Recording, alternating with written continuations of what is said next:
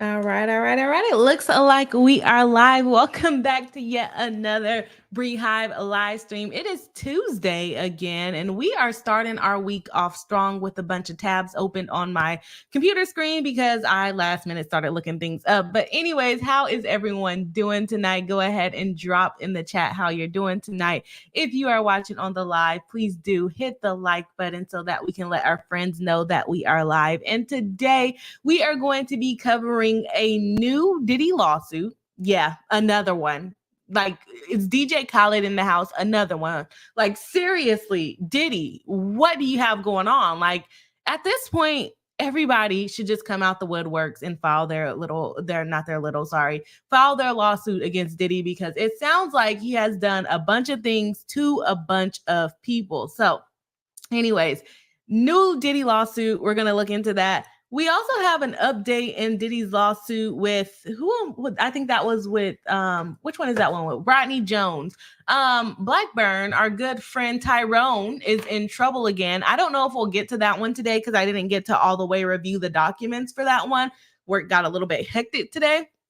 So I didn't get to review that one, but UMG and their friends are suing, or they're requesting that the court sanction Mr. Tyrone and Mr. Jones, Rodney Jones and Mr. Tyrone Blackburn for filing this lawsuit against them, basically saying it should have never been filed. Again, I don't know if we're going to get all the way into that one because I haven't had time to review everything, but there is an attorney declaration and there is a motion for these attorney fees. So we might just briefly look at that at the end of the live stream.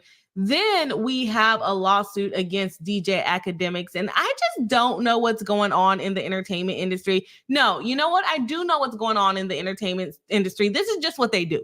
At this point, I am fully convinced that this is just what they do. DJ Akademiks is being sued for SA to a woman that he was apparently dating on and off, and defamation for then, according to her, lying about it. And I say according to her because, you know, this is just a complaint. So they're just shade and allegations. We don't know them to be facts yet, but giving her the benefit of the doubt, he probably did defame her by going out there and be like, I didn't do nothing to this girl, but she was just doing all these things with my friends. I did not get to block out one of the images on the PDF, so we're going to have to scroll past that really quick because there are some graphic images in that lawsuit. And then, and then, what else do we have again? We have Hannah Gutierrez Reed appealing her conviction for involuntary manslaughter of Helena Hutchins.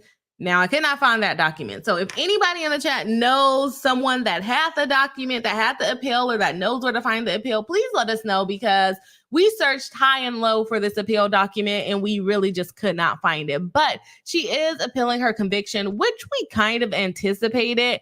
But, you know, it's coming. I mean, I guess they have a time limit to get it filed in. But yeah, she's appealing her conviction. So I have a little article for us to look at for that because I could not find the actual appeal. And Diddy, I know y'all saw Diddy last week apologizing for the video that came out of him attacking Cassie. Now, he got up there and he told all of us that the girl was lying. He never did such things and he doesn't know what she's talking about. And then he gets up there and now he's apologizing, but his apology reflected mostly on him and basically talking about himself and how he's a better man. Now, there are some rumors, allegations. I don't know if this was part of their stipulation in settling her lawsuit, but there are some rumors saying that he could not personally name her in his apology video. And maybe that's why the apology seemed pretty self-centered. But anyways, we're going to talk about it. We're going to talk about some of the apology. We're not going to watch the apology, nor are we going to watch the video, but we're going to talk about it and see what's going on over there. I know y'all saw that over the weekend. Anyways, that was a long introduction. for this live stream because we got quite a few things that we need to take a peek into and see what's going on with our cases. If you are watching live, make sure you go ahead and drop in the comment box letting us know that you are live today. I know I posted late, so we might not have as many friends today, but that's okay. We're still going to have a good time, or I don't know if we're going to have a good time because a lot of these cases are pretty heavy, but we are going to have a good time on the live stream, getting some new information on some new cases and updates on some old cases. And yes, so like I said, go ahead and drop that you're watching live in the chat box, and we're going to go ahead and set our like goal. We are actually at 10 likes with 10 people watching live, but if you have not actually hit the like button and that was just a like from someone else that left, please do hit the like button. It does help us out in the algorithm. It helps us get more friends. We are going to go ahead and set our like goal at 40 likes for the live stream. I don't know if we'll get there. Maybe we'll get some more friends coming in today. But at this point, with our 10 friends, I don't know if we're going to get to our like goal. But nonetheless, hit the like button anyways. We love it. Also, if you're on the replay crew, we love your likes coming in as well. So be sure to also hit the like button. Okay, let me go ahead. That was an intro. Long intro. We need Bossy B to get me to be quiet. Come on. All right, we got Z Seltzer, a member of the channel. Hello and welcome back to another live stream. Saying hi, BriHive with a pink hand. Hello and welcome in. Nice to have you back tonight. Hope you are doing well this lovely Tuesday. We have Lila Wells saying hi. Hello, welcome in. Nice to have you in the live stream again tonight. We got Chelsea B, another member of the channel. Welcome back to the live stream saying hey everyone. Hello and welcome in. Chantel, another member of the channel. Welcome back saying hello everyone. Hello to you. Welcome back. Kimmy Locker saying hi everyone. Hello to Kimmy who is in the back and on the chat, who is our moderator, our member of the live stream, our paralegal, and our consultant of the channel. Welcome back into the live stream. And like I said, backstage, nice to have you back tonight. I'm so upset we couldn't find the appeal documents. Like, I don't know where else to get them. And it's because the court has to like redact the documents and all the things, and that's not available for the public at this point. But does the BriHive not count as the press at this point? Like, I feel like I should be able to qualify as a journalist. Like, is that not a thing for me? I don't know. Apparently, the people with the credentials for being journalists are not grabbing the appeal for us, or at least if they're grabbing it, they're not showing it to us because they don't want our streams to be great, I guess. I don't know. We got Just Me MD, another member of the channel. Welcome back saying, hey, everyone. Hope you had a great day. Buzzing in and sending hello. Well, welcome back. I think that was cut off for your for your comment, but welcome in. Nice to have you back. Just Me MD. We got Kimmy Locker saying Blackburn's also the attorney suing DJ Akademiks. He's a mess. Forgot to say that. I was like thinking about it earlier. I was like, I need to make sure to say that. Completely forgot to say that. Not only is Blackburn at it again, getting sued for sanctions, he's also at it again filing these salacious lawsuits because he's actually the attorney for the DJ Akademiks plaintiff lawsuit. But he does a little bit of discovery in his complaint. So, I mean, I guess that's good. And honestly, I'm not mad at Blackburn. His complaints are very well crafted. Are they salacious? Yes. Are they juicy? Absolutely. Do they have facts? Maybe, maybe not. You know, their complaints, allegations, and shade. So I don't know if these things are true. Now, this girl put some pictures in there, so hers, I think, might be. No, I feel like a lot of the lawsuits do have truth to them, but just like the sleaziness of Tyrone is like messing it up for me at this point. So anybody else moving forward, if you decide to sue Diddy, dude, just pick a different attorney, because at this point, it looks like the attorney has a vendetta against Diddy. So get you a different attorney. This is not legal advice, okay? But I would highly suggest, as an individual, getting yourself a different attorney, because it literally just looks like this guy has a vendetta against Diddy and is just filing any and all law. Oh, no, this one is actually against DJ Akademiks. So never mind. Scratch that. No, I still think he has a vendetta against Diddy. And maybe he's just coming out after other people in the industry.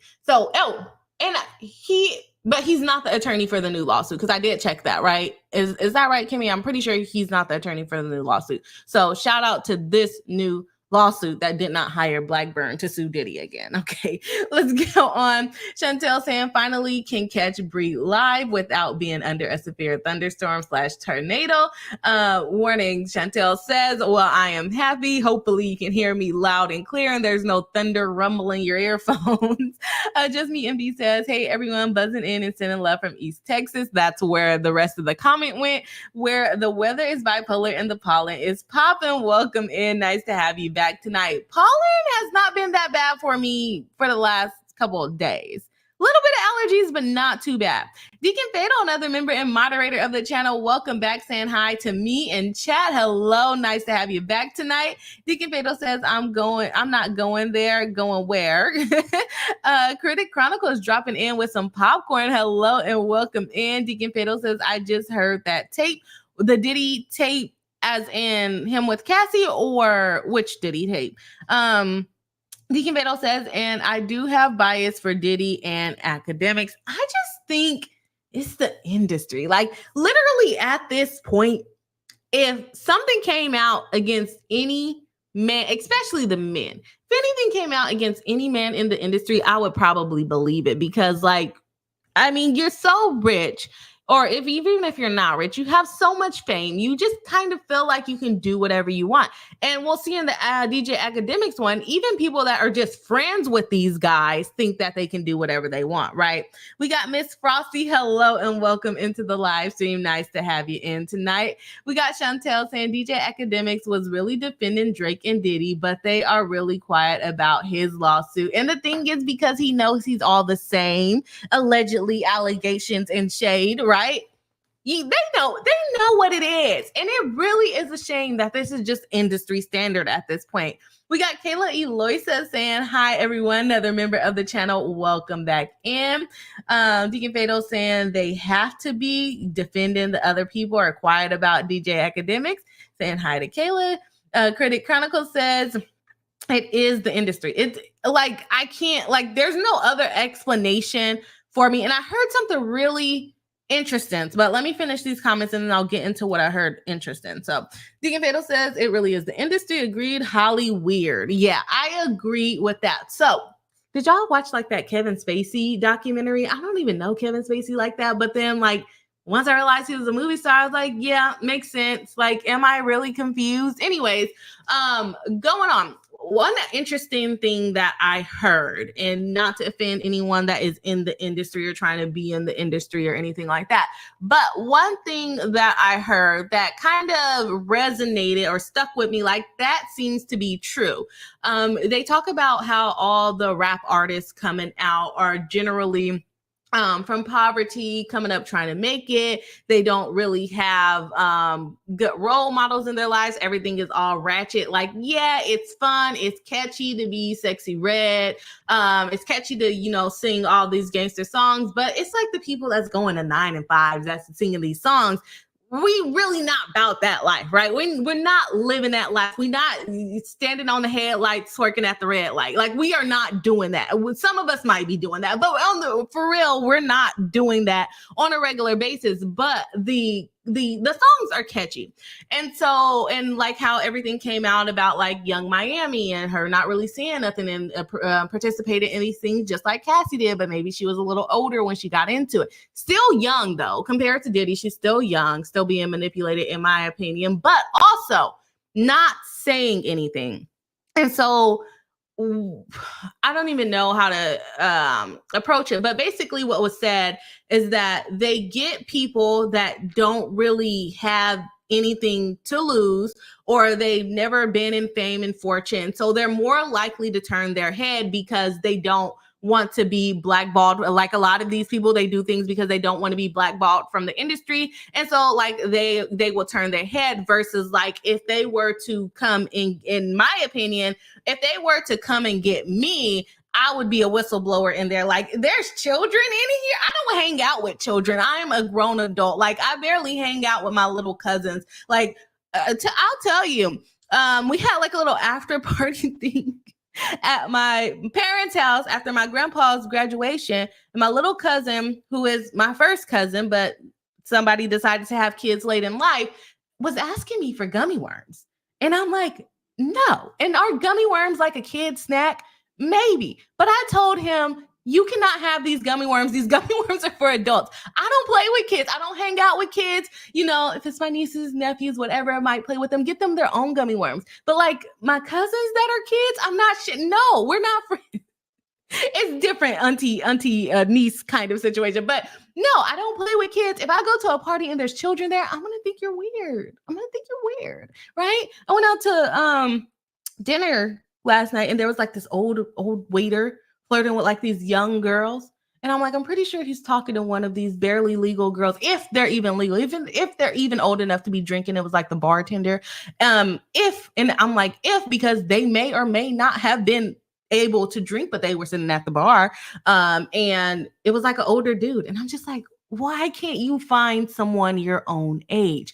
Same thing with these industry people. I know I'm off track, y'all, but same thing with these industry people. It's like, why do you want to drug people or get them super intoxicated to the point where they can't consent and then you do your thing? Like, you can't get anyone, as a famous person, you can't get anyone that's willing to hook up with you. Like, let's be for real. You really can't get anyone willing to hook up with you unless they're passing out. But I guess this is a situation of things that you cannot not have. Same thing with like Epstein and going after like teenage girls, because it's like, you're already rich. You already have all the money you want. So what's something I can't have?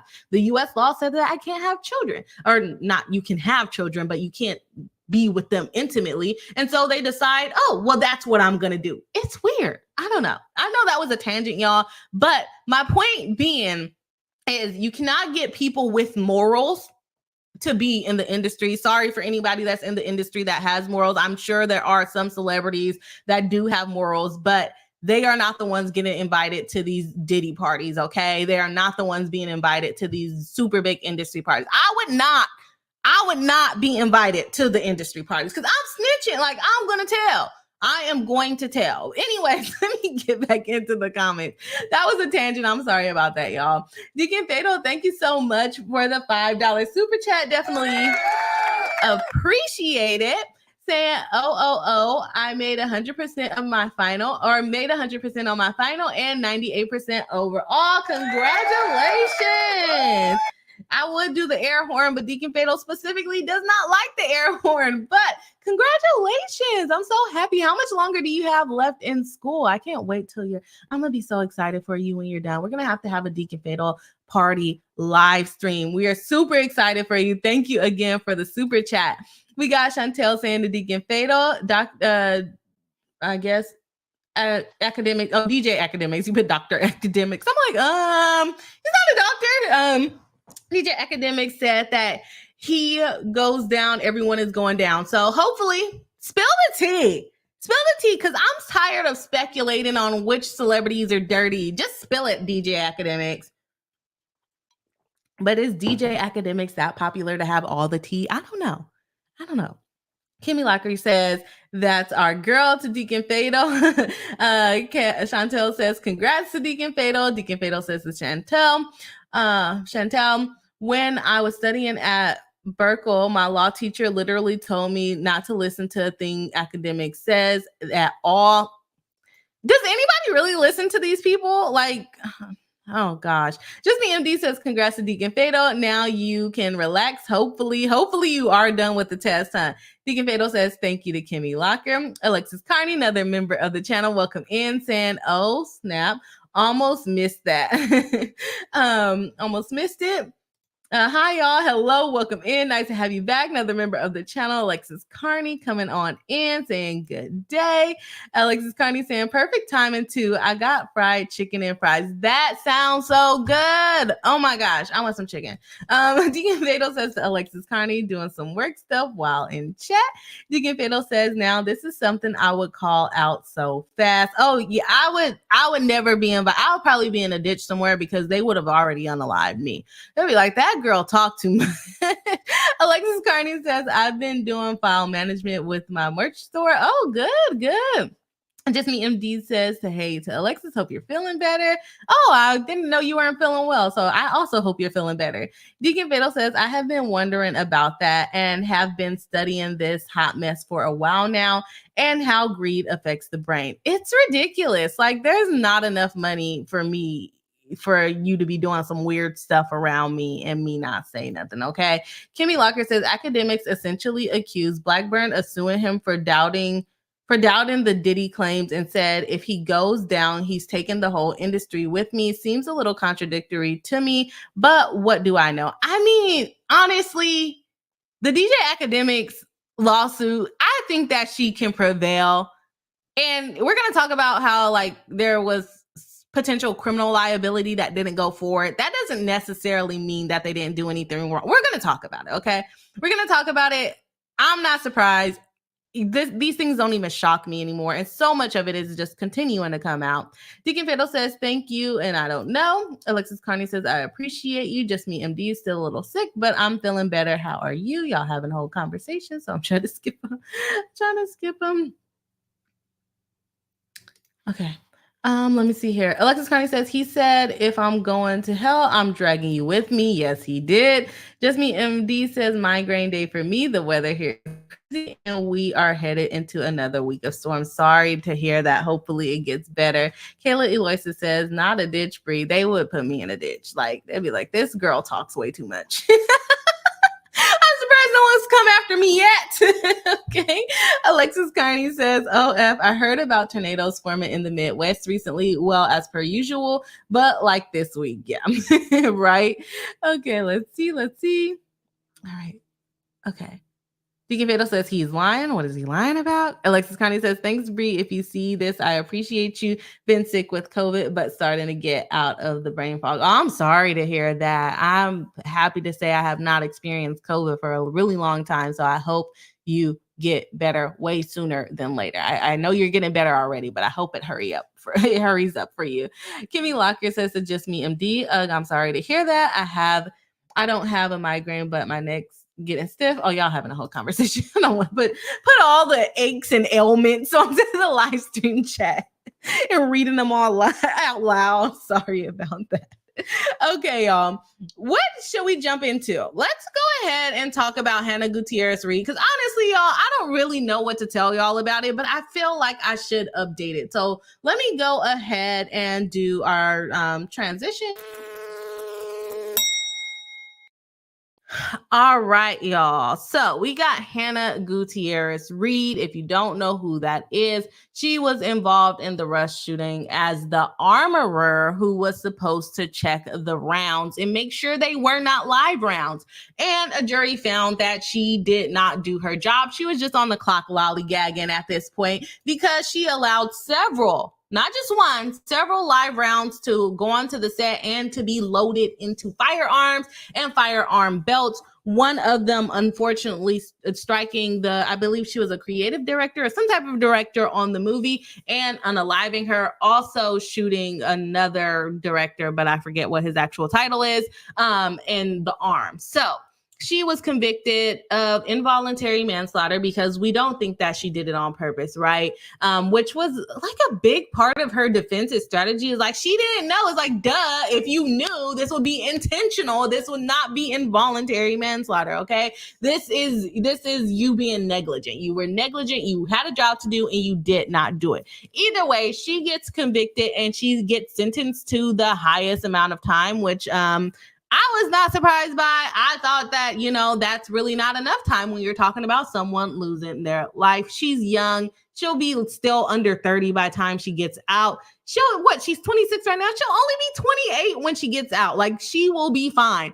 But she does not think that she will be fine. That is why she is appealing the conviction, because she doesn't think that she should have ever been found guilty of the involuntary manslaughter. So that's the case that we're talking about. It's the Alec Baldwin movie that he was directing, low budget, cutting corners, ended up unaliving someone. So she is deciding that she should not be liable and she should not have been convicted, and she's filed an appeal. If you were here at the beginning of the live stream, unfortunately, I could not find the appeal, so I don't know exactly everything that she is appealing. But according to this article from Microsoft Start, because that's all I have, let's see. It says that she has filed an appeal with a New Mexico Court of Appeals over the verdict. A court document filed on Monday shows this. Again, I have not been able to find the document. They are also appealing the denial of several of her pretrial motions, including a motion to dismiss on several grounds.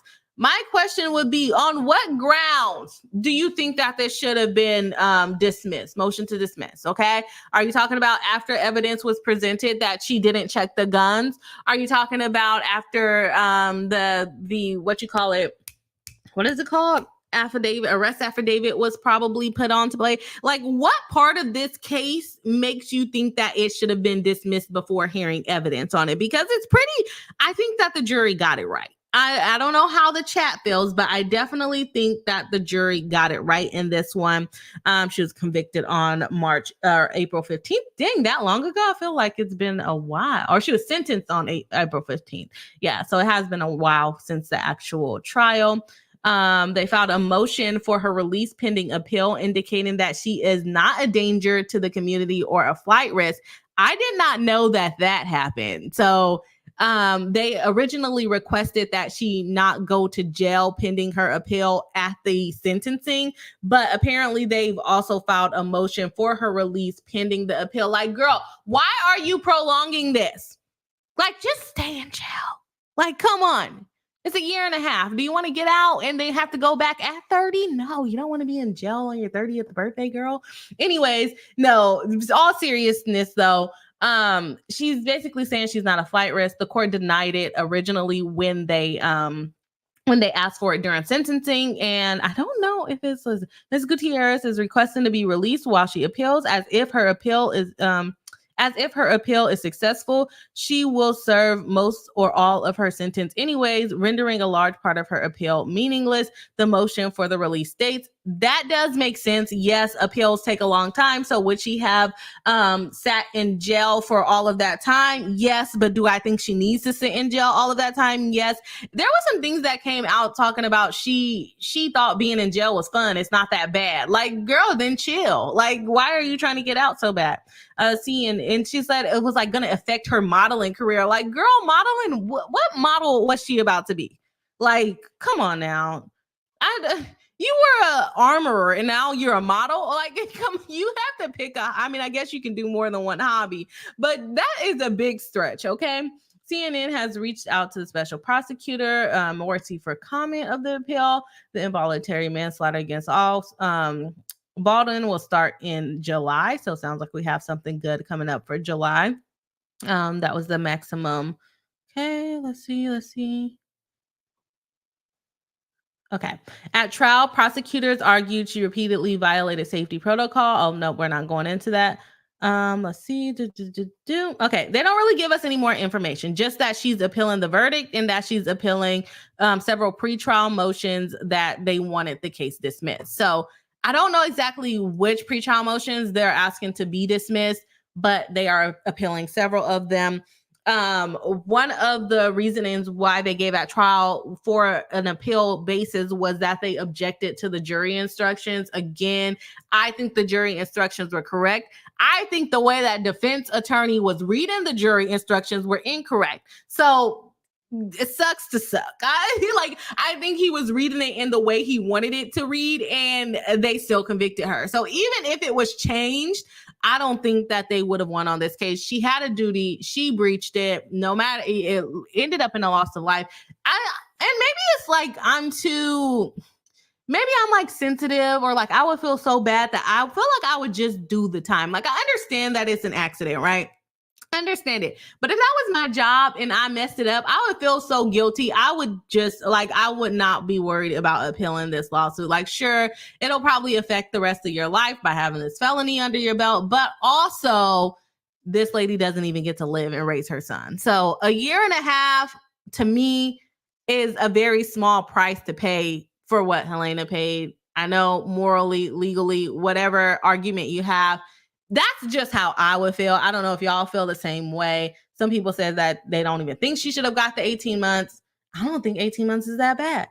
I really don't, for someone actually being unalive. And this is not legal Bri talking. This is just like morally sensitivity breed coming out here. Okay, so let's go ahead and jump into the chat to see what the chat has to say about Hannah Gutierrez Reed appealing her conviction. And is it really worth it? I don't think they've made a ruling on whether she is going to be released pending the appeal. I feel like, yes, that is an accurate argument that if she appeals and she is she's found, they find that something was wrong in the court case, then she would have served jail time. But we also have plenty of people serving 20 life sentences, not 20 life sentences, but life sentences that weren't guilty and that get released 40 years later. So her doing a little 1.5 years, I just don't feel bad for her. I think what it is that I don't feel bad for her. So let me go ahead and jump on out of this so we can see what the chat has. Sorry about that. So we can see if what the chat has to say. I jumped the gun on that one.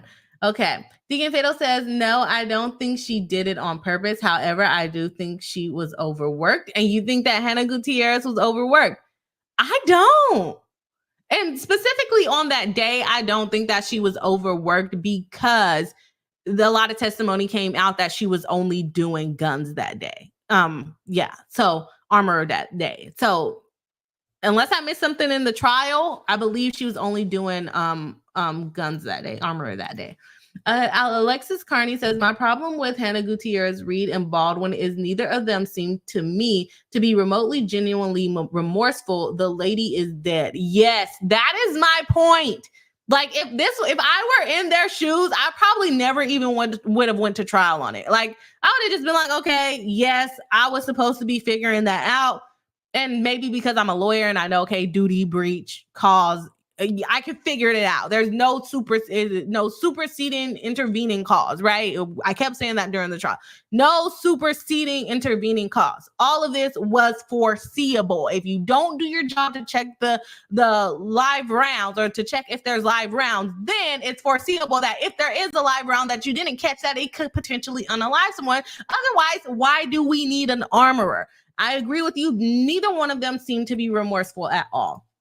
Just Me MD says, hubby and I watched John Wick again this weekend, and all I could think of was this case. Now seeing the armorer's job for movies with weapons involved is no joke. Hats off to all of them. Agreed. Yes, that makes complete sense. It is a serious job. Otherwise, why would we have even needed her there? Like, seriously. Deacon Fatal says, I still think the onus is on Baldwin, but that is my personal opinion. Baldwin, I think, is liable too, though.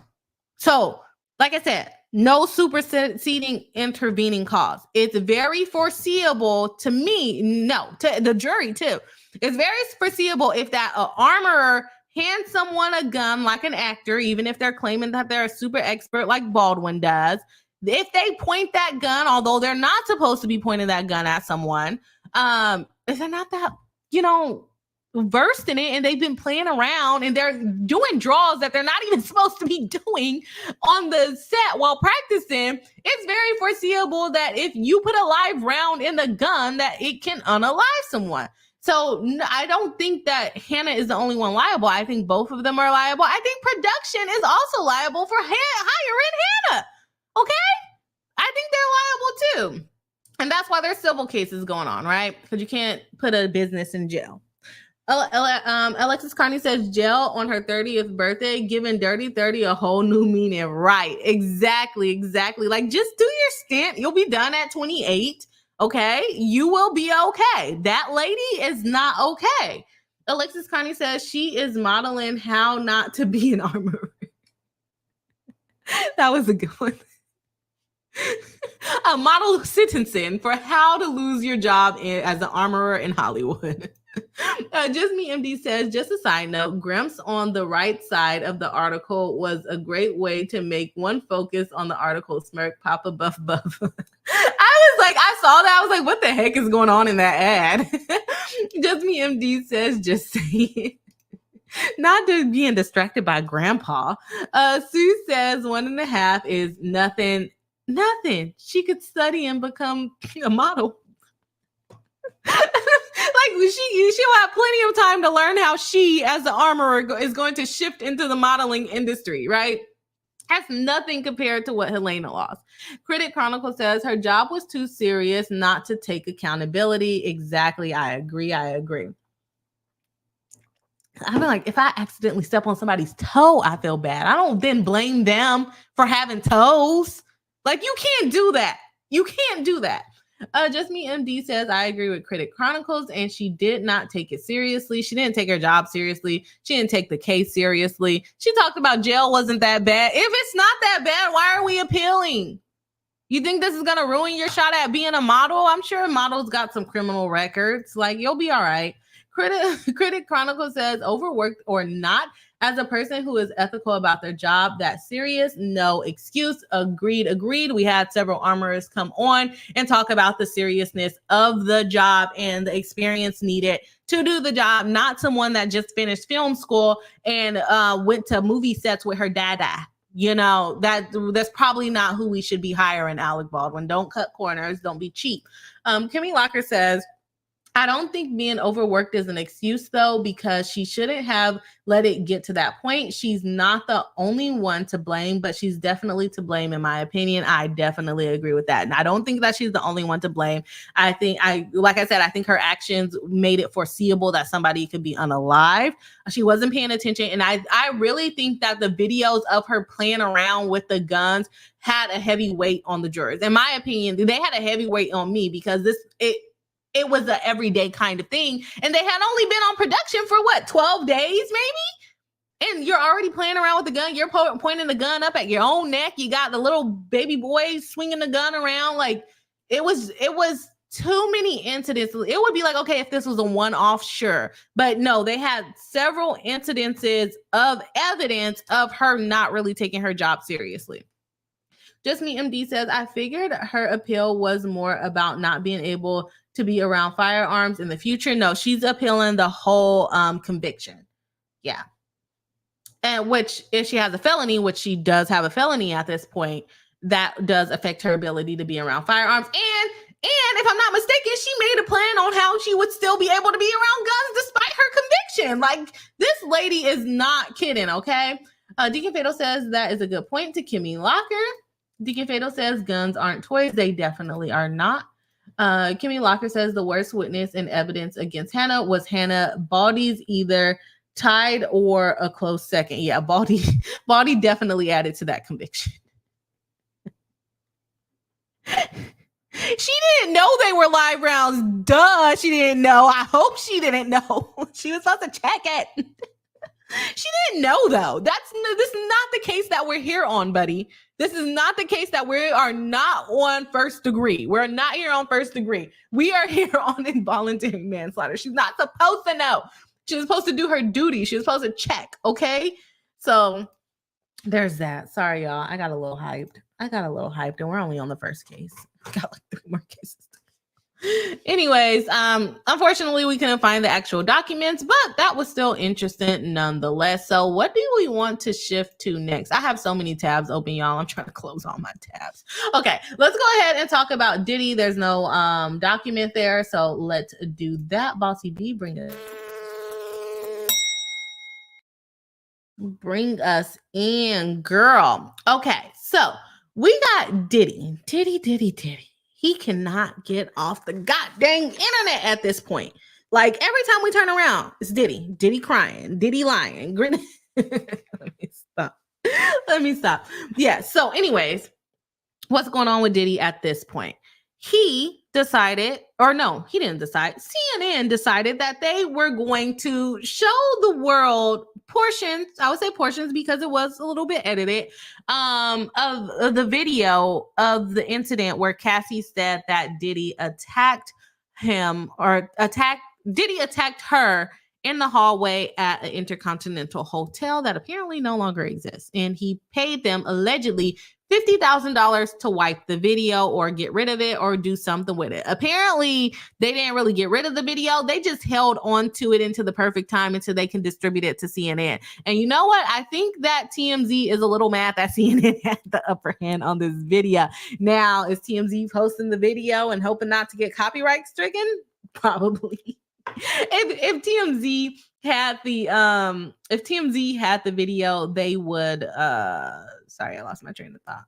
They would be copyright strike and CNN. And Kimmy, our thingy-mabob says his new lawsuit. We're gonna talk about Cassie first. But anyways, our little bubble thing. I don't know what it's called at this point. Anyways, so he decided that he was gonna get on the internet and apologize. And Kimmy, I think you gave me a link. Was it the link to Diddy? I don't know if I want to watch Diddy apology. Do y'all want to see his apology? Okay, this is not Diddy's link. What is this link to?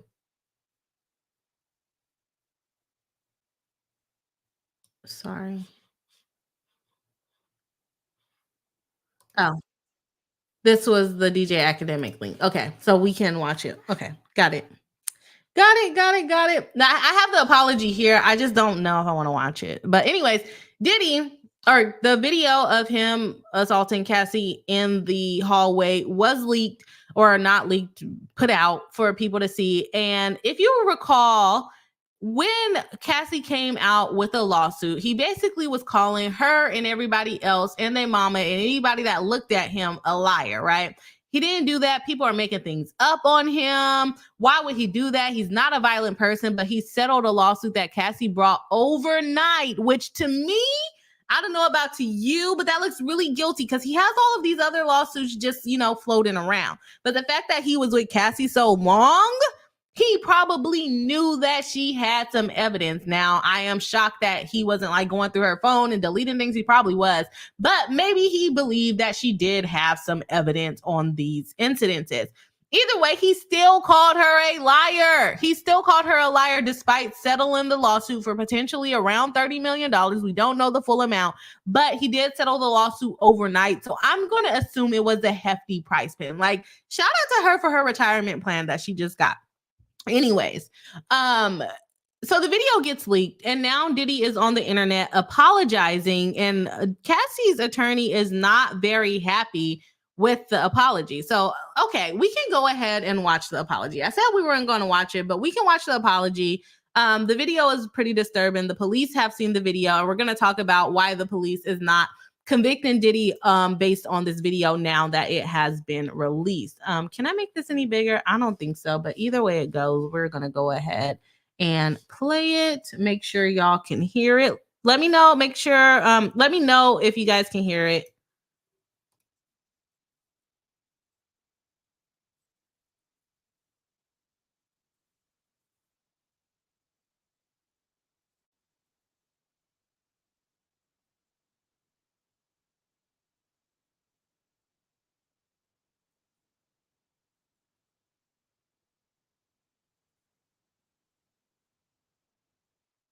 Okay, so can you guys not hear it? Because Kimmy's telling me no sound. Oh, I can hear, but y'all can't hear. Oh, you know what? Okay. Let me see this. I'm just staring at a screen. Y'all just watching Diddy's head fobble around. You said this will make it full screen. Okay, there we go. I can't hear myself though. Oh, now I can hear myself. Okay, let's see if you can hear it now.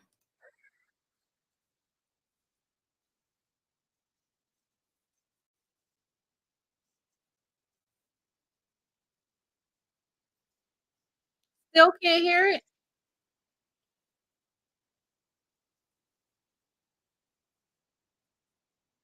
Okay. This is awkward. Can you hear me still? I don't know how to. Oh, I know why. Let's get it back together. Let's get this ugly pose off of our screen. We are going to fix this. I am going to fix this. And I'm going to tell you how. I'm not going to tell you how, but I'm just going to do it.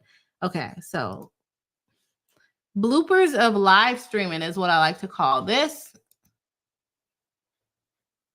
Okay, now I share it. Oh, I think I did it wrong again. Let me do that again. What does Emily D. Baker says? We are professionals. Yeah, that's what we are. Okay, here we go. Now, here we go. I think you should be able to hear it now. Let me know if I have to listen to this one more time. We're not watching it. It's so difficult to reflect on the darkest times in your life. Sometimes you got to do that. I was up. I hit rock bottom. but I make no excuses. My behavior on that video is inexcusable. I take full responsibility for my actions in that video. I'm disgusted. I was disgusted then when I did it. I'm disgusted now. I went and I sought out professional help. I had to go into therapy, and go into rehab. I had to ask God for his mercy and grace.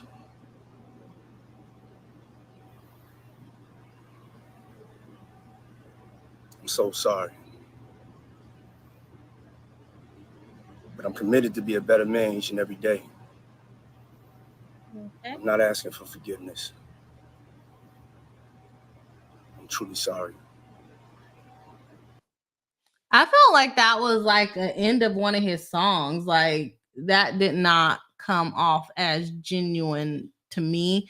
Also, he called her a liar about 5 months ago. So I mean, I'm just saying, I don't believe it. Y'all let me know if y'all believe it. Did it seem genuine to you? Not to me.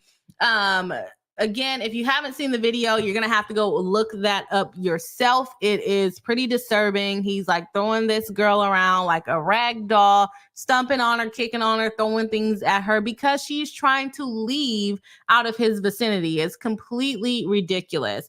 Like I said, the Los Angeles Police Department did comment about it, saying that the video was hard to watch, but then they explained that they cannot press charges against Diddy because it has been so long since it's happened. This happened in 2016, and I believe the longest statute of limitations that was available was 3 years, if I'm not mistaken. So it's clearly way past that. We're talking about 8 years ago, so they cannot prosecute him on this.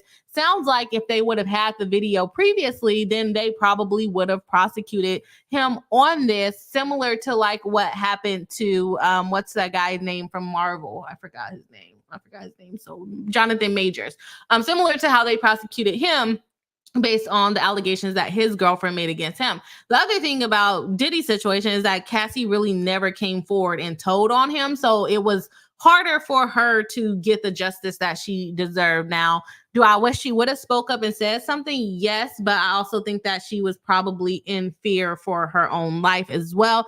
And I don't know, like, I know with domestic violence, it's hard to leave, but when you look at the pictures between them, I don't know how she could look so happy, like fake that happy, or was she genuinely happy in those moments? But then just when he was scary, that's when she wasn't happy. It, like when you look at pictures of them together during this time, she looks happy, and it's so scary how deceiving it can be and how he can basically be like, put on a smile. You're gonna be all right now. But him saying he's truly sorry, like I said, it sounded like an end of one of his songs where he's talking on the microphone. And I don't think that he's truly sorry. I think he's truly sorry that we've seen it. Yeah, I think he's truly sorry that we've seen it. And after seeing that video, more people, if they were skeptical of him doing something, in my opinion, like all of the lawsuits that's coming out against him, if they were skeptical about those things after seeing those videos, they're like, oh no, she was telling the truth. If she was telling the truth about that, she was probably telling the truth about everything. And not only the video coming out, but also that quick settlement. You forget about that quick settlement. You settling that fast made people believe her. To me, made people believe her even more. So there's that. So that's an update on Diddy and Cassie. Apparently he wasn't allowed to say her name. I don't know if that was part of the settlement or what, but I thought that was interesting information that came out. So we are going to jump into the comment section to see what people have to say about Diddy and his apology. Okay, we having like little quick things that we're doing. Okay, so we got Just Me MD saying, where was his handler during the taping of this crap apology? Somebody helped him with this. Like, you cannot tell me that he came up with this on his own. He is only going to cost himself more money. His words will be used against him in every aspect, not to mention how much of a clown he is. Agreed. Couldn't have said it better myself. Kayla Eloisa says, StreamYard says Team Cassie. For sure, we are not trying to hear that mess, right? Kimmy Lockett says, I was effed up. I hit rock bottom. Sounds like an excuse to me. Yes. No, you're just a monster. My opinions, okay? Just a monster. Chantel says, definitely not genuine. I am right there with you. Sound like it's going to be the new promotional video for his next album. Just Me MD says, if I was Cassie, I would be ticked too.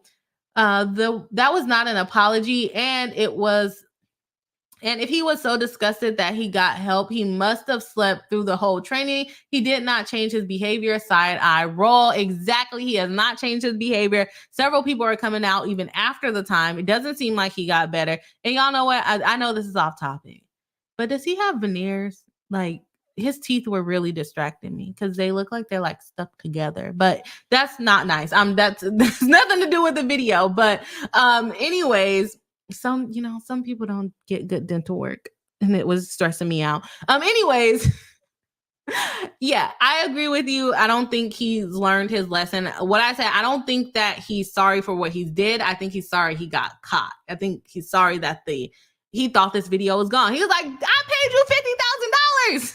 I paid you $50,000 to get rid of this. You mean to tell me there's a remix of it? Like, because it wasn't like, it was from different angles. So they remixed it all together, showing them chasing her down the hill, the hall and everything. It's like, dang, I paid you $50,000 and you made a remix. Okay.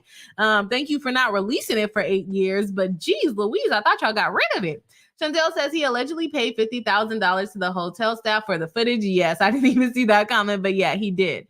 He did. And like I said, they remixed it instead of getting rid of it. Chantel says Cassie in her lawsuit said he kept her drugged up. Yes, I agree with that. So him even saying he was messed up, it's almost like he had her captured. But I still don't understand like how she looked happy in the pictures. Like genuinely happy. I could tell like if she was like fake looking happy, but there were a lot of pictures where she genuinely looked happy, and that's scary in itself. Just Me MD says, I heard authorities were looking to see if other charges such as kidnapping and aggravated battery could be used. Those have shorter term limits. Okay. Kimmy Locker says exactly to Just Me MD. If he was truly sorry, he would have truly done the work rather than waiting until everything came crashing down to give a apology. And again, if he had truly learned when all this stuff came out, he would have just sat there and be quiet instead of calling everyone liars. Okay. Now you call her a liar. And now even if these other people are lying, everybody's going to believe that they're not lying. Dumb. Don't call people dumb. That's not nice. Chantel says one attorney thought the quit settlement was because his insurance company stepped in and paid her. I don't care if he wasn't liable, because this is intentional. I don't think the insurance company covers. Insurance companies normally do not cover intentional acts. Those are intentional acts. So I don't know. I haven't heard that rumor, but I don't think an insurance company would step in and settle it. Chantel says, and his former bodyguard claimed that Diddy slapped his own mama? He slapped his own mama, or he slapped his security guard's mom? Oh, either way, reckless. Kimmy Locker says, it was so wild to me that a single person can cause so much harm while countless people stand by and watch it happen. Exactly. Like the people that turn their head. That's what I said. You have to have other people with no morals to be around you, or the people that want what you have, or like appreciate, your company, just like they make laws where you can't tell on your spouse because, you have a secret commitment to that person, but you see people telling on their spouse all the time. These homeboys and homegirls be more loyal to these celebrities than people's own husbands and wives be to them. But it's a lot of people that just stand by and watch, and that's how they get so big, because no one's telling on them, right? No one's protecting them. Although Cassie became an adult, when he first started dating her, she was barely an adult, and somebody probably should have helped her out. But also, when you are in those DV kind of relationships, it's hard to even get out because 1, maybe you like the benefits. 2, maybe you're afraid. 3, maybe, oh, well, he's nice now. But I'll just ignore the mean parts because I like where I'm at. So I can definitely see, even if people tried to help her when she was younger, her not actually leaving at that moment too. Kat McGowan says, OMG, hello, welcome into the live stream. Chantel says his own mother, at least he's still under investigation by Homeland Security. Yeah, I think I saw something about him making a comment on why his house was raided too, but I could just be mixing it up with DJ Akademiks. But that is all I have on Diddy and his corny apology. Thank y'all for y'all comments on that. We are going to go ahead and shift to, who are we shifting to now?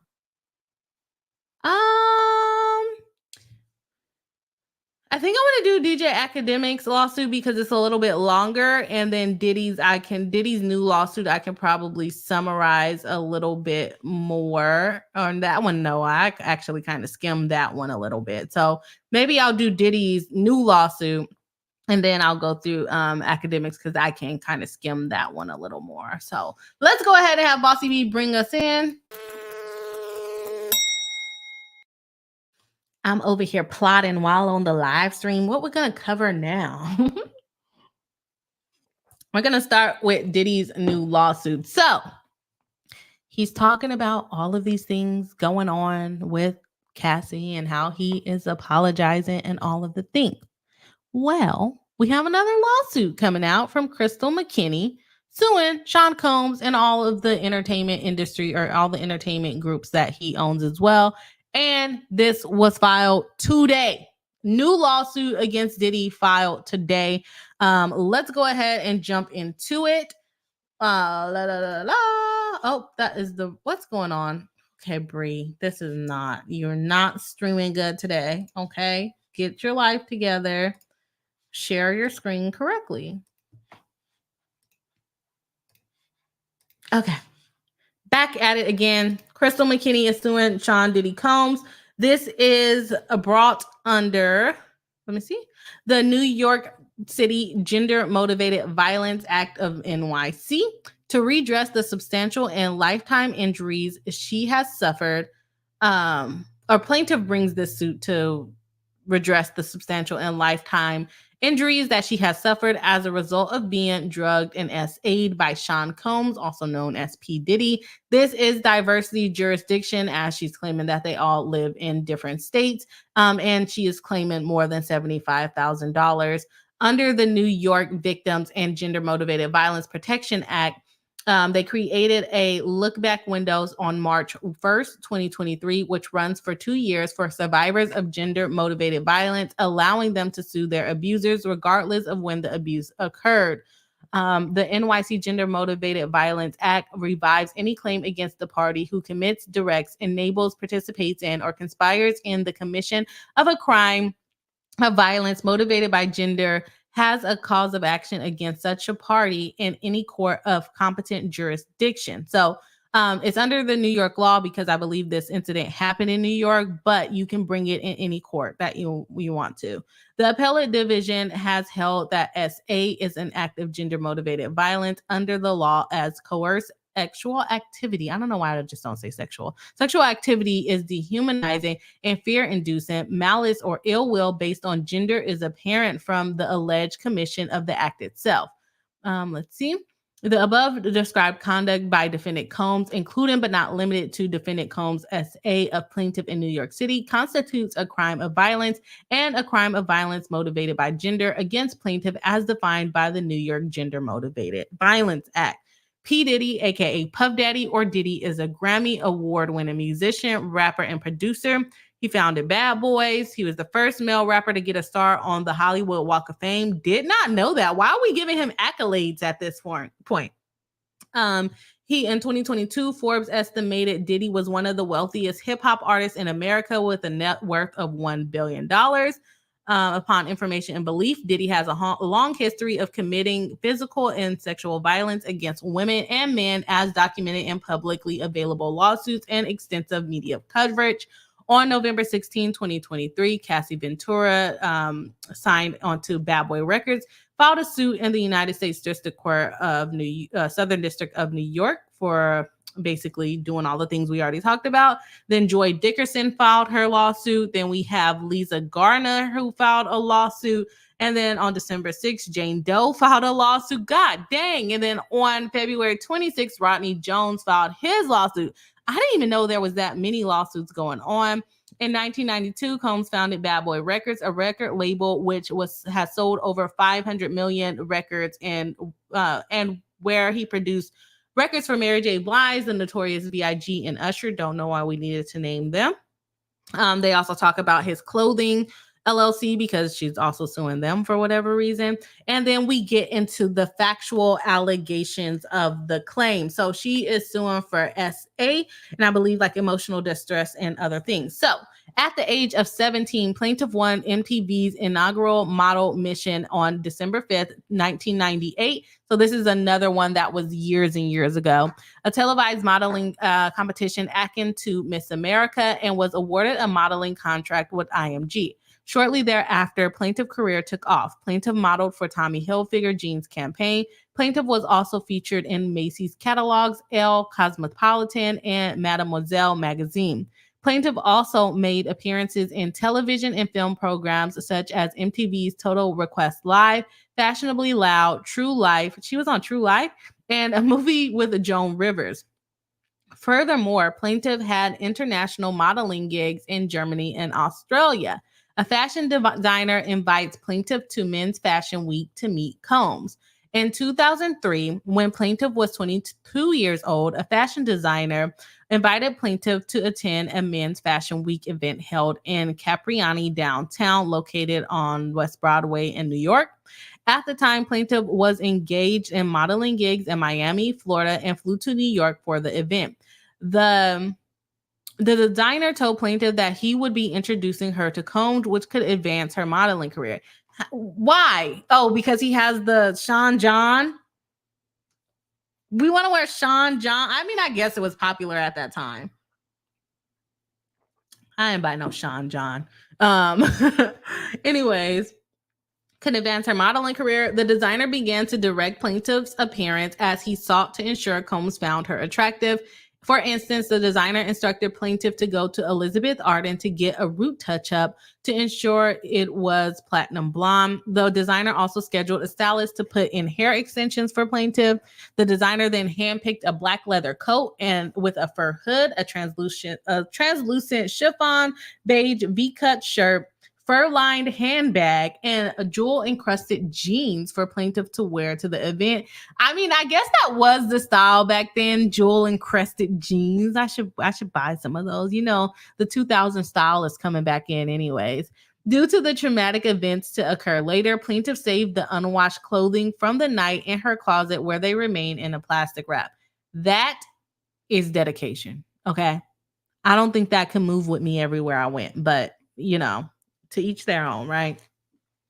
Combs make promises of career investment. Soon thereafter, plaintiff took a car to Capriani downtown, where the designer was dining with Combs and other guests. Plaintiff felt little control over the events as she was directed what to do and put on display for the others in attendance. For instance, plaintiff sat down in an empty chair next to the designer, but he insisted that she sit down directly across from Combs instead. Once seated, Combs made a very public display of coming on to plaintiff in a sexually suggestive manner, which continued throughout the dinner. For others to hear, Combs bestowed compliments on plaintiff by stating, for example, that she was beautiful and that her eyes were gorgeous. Later, and at a more intimate volume, Combs told plaintiff was going to make it big one day as a model. I guess that she was going to make it big one day as a model. Combs went on to tell plaintiff that he had power in the industry and was going to help advance her career. Combs provided plaintiff with his phone number as a gesture of good faith of his promises.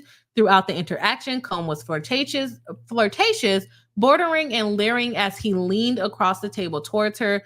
Combs also plied plaintiff with alcohol throughout dinner as he repeatedly refilled her glass with wine. After the meal ended, Combs told plaintiff that he wanted to get to know her better. Combs asked plaintiff to call him a bit later. Plaintiff felt confused but hopeful that Combs would fulfill his promise to help her career.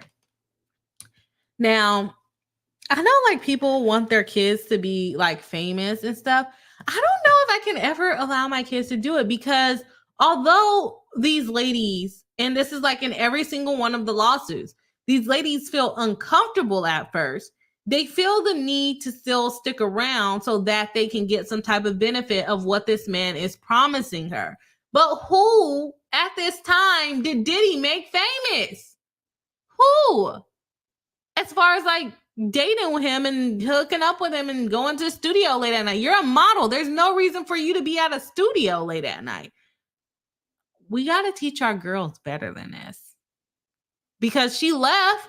She didn't have to go and meet up with him.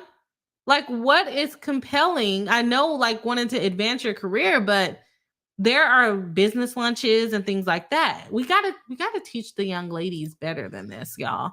Plaintiff meets Combs at his studios where he drugs and SAs her. Later that night, Combs requested plaintiff to come see his studio in New York. Plaintiff left reassured that she would be with others at the studio rather than alone in a personal residence. But again, he was like hounding you in front of a dinner party. So are the studio people going to be more protective? I doubt it. When plaintiff arrived, she found that Combs and several other men, Combs and several other men seated together. She found that they were passing around a bottle of Hennessy in joints. After plaintiff sat down, one of Combs' associates asked her, "Do you smoke weed?" To which she responded affirmatively. Combs' associate replied, "You never had weed like this before." Plaintiff later came to understand that Combs had laced the joint with narcotics or other intoxicating substances. So one thing that we learned from reading all of these Diddy lawsuits: don't take other people's drugs and don't take other people's lawsuits. I mean, yeah, you're gonna end up in a lawsuit if you take the drugs. Don't take other people's drugs and other people's alcohol when you're dealing with Diddy. That's what I'm learning from all of these Diddy lawsuits. Combs passed her the joint and plaintiff took a hit, which felt very powerful. Although plaintiff insisted that she had enough after that, Combs pressured her to imbibe more alcohol and marijuana by telling her that she was acting too uptight. Plaintiff felt like she was floating. Seeing plaintiff very intoxicated, Combs demanded plaintiff to follow him, and he physically led plaintiff to the bathroom. It's like, why do you need them to be stumbling all over the place for you to be happy? Like, that's weird. Combs then shoved her head down, in the bathroom. Combs forced himself on plaintiff and began kissing her without her consent. Combs then shoved her head down to his crotch before demanding her to suck it. Interesting wording. Plaintiff refused, but Combs pushed her head down onto his phallus and forced her to perform oral on him. As she was being assaulted, plaintiff felt panicked and physically sick. Afterwards, Combs led plaintiff back into the studio. Upon standing and walking, plaintiff felt more and more woozy and then lost consciousness. Plaintiff awakened in shock to find herself in a taxi cab headed back to the designer's apartment. What? They just put you in a taxi cab while you were unconscious? As her unconscious, I'm sorry, I started skimming at this point, y'all. Sorry for that shock. As her consciousness returned, plaintiff realized that she had been SA'd by Combs. Plaintiff felt humiliated and traumatized and without recourse. Combs' assault has caused plaintiff lifelong harm. Following the assault, plaintiff's modeling opportunities quickly began to dwindle and then evaporated entirely. Upon information and belief, Combs had plaintiff blackballed in the industry, which we talked about earlier. A lot of people are afraid of being blackballed, so they do these things that they would not normally do. So apparently that's how she felt as well. Plaintiff became severely depressed as she began to blame herself for the assault and for sabotaging her own career. I don't know how you would avoid that, though. The assault led plaintiff into a tailspin of anxiety and depression. In or about 2004, plaintiff attempted suicide and was hospitalized. Everywhere plaintiff looked, she was reminded of Combs' assault, as Combs was an inescapable presence in the music, television, and film industry. I can imagine that anxiety that would cause. In the ensuing years, plaintiff has also experienced alcohol and drug addiction as she attempted to cope with her emotional trauma of being assaulted. Plaintiff has also experienced intimacy issues as she struggled to maintain emotional and sexual relationships with men. Plaintiff was married from approximately 2006 to 2010. However, her marriage fell apart as she had a mental breakdown precipitated by her memories of assault. Now, she's blaming the downfall on her marriage on this incident. So who do you think that Diddy's going to call to testify? The husband, the ex-husband. And what is he going to say? Maybe he'll agree with her. Maybe he'll call her insane for other reasons. Not saying she's insane, but maybe he'll blame other reasons for why their marriage ended. So I don't think that was a smart thing to put into here, because that gives them room to then call all your exes, really, but specifically the husband, because you're claiming you had a mental breakdown because of the assault. Are they also going mental breakdown? Now we're going to go into any psychological records that you have, medical records that you have showing that you had a mental breakdown. So got to be careful with these lawsuits. Definitely have to prove your damages, but you are also opening the door for them to be all up in your business. Okay. Combs' assault has altered the trajectory of plaintiff's career, denying her a successful and lucrative career in the modeling and film industries. To this day, plaintiff experiences bouts of depression, anxiety, body image issues, feelings of worthlessness, and intimacy issues because of Combs' assault. Plaintiff is a woman of faith, and when she saw news coverage of the lawsuit from Miss Cassie Ventura, I forgot who other lawsuit that we covered, where they also said that they were encouraged. I think it was Nickerson Dale, that they were encouraged by Cassie's lawsuit to come forward. She then saw Dickerson Nils and others, and she knew she had a moral obligation to speak up. A plaintiff prayed to God before bringing this lawsuit, as she feared further violence and or retaliation from defendant Combs, but ultimately decided that she needed to speak her truth. Plaintiff seeks justice for herself and for any other Combs victims. I don't know if you could do that because this is not a class action, but nonetheless, she's seeking, recourse for the other victims, or maybe encouraging them to stand up. Then she's fallen under the Victims of Gender Motivated Violence Act for the SA. Okay, and then we go ahead and we demand for a jury trial and prayer for relief. That he she wants money and that he stops basically assaulting people, right? So that's what we have on the new Diddy's lawsuit. So yet another SA lawsuit from the early 2000s. He was really on a roll back then, apparently. And maybe not to, I don't know how to say this in a nice way, but maybe with him being with Cassie, he didn't do as many reckless things. He just had one person that he was basically assaulting for the most part, because a lot of these are coming from the early 90s. We don't see a lot of them coming from more recently when it's against Diddy. Now against his son, he's starting off in his career of allegedly SAM people. But for Diddy's, a lot of his are coming from years and years ago, but Cassie's are the more recent ones. Okay, so let's go ahead and jump into the chat and see what people think about it. Oops, I did that back. Okay, we got Upside Down. Welcome in, moderator of the channel, saying his house managers knew. That's how I got most of my info and just wanted to get out of there. I don't know exactly. Are you referring to the Diddy case? I'm not quite sure if we missed one of your chats. Chantel says, I still can't believe that no hotel. Oh, that's what you were talking about. Okay.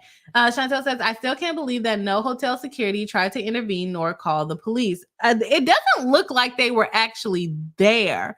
But I think in her lawsuit at some point she did make it downstairs, right? If I'm not mistaken. So maybe they could have intervened. Kimmy Locker says, couldn't be me, to Chantel. Kat McGowan says, didn't J-Lo get famous from dating him? I don't think she got famous from dating him. I think, she was already in the industry and then she dated him, if I'm not mistaken. Kayla Eloisa says, to Kat, J-Lo was already famous. Yeah, that's what I think she was already famous, and it was just kind of like let me date someone that's already famous situation. Chantel says to Kat, J-Lo was famous, but they had a high profile relationship. He definitely helped her music career. Yeah. Kaylee likes to put music careers in quotation marks. You don't gotta be like that. You do not have to be like that, okay? Oh my God.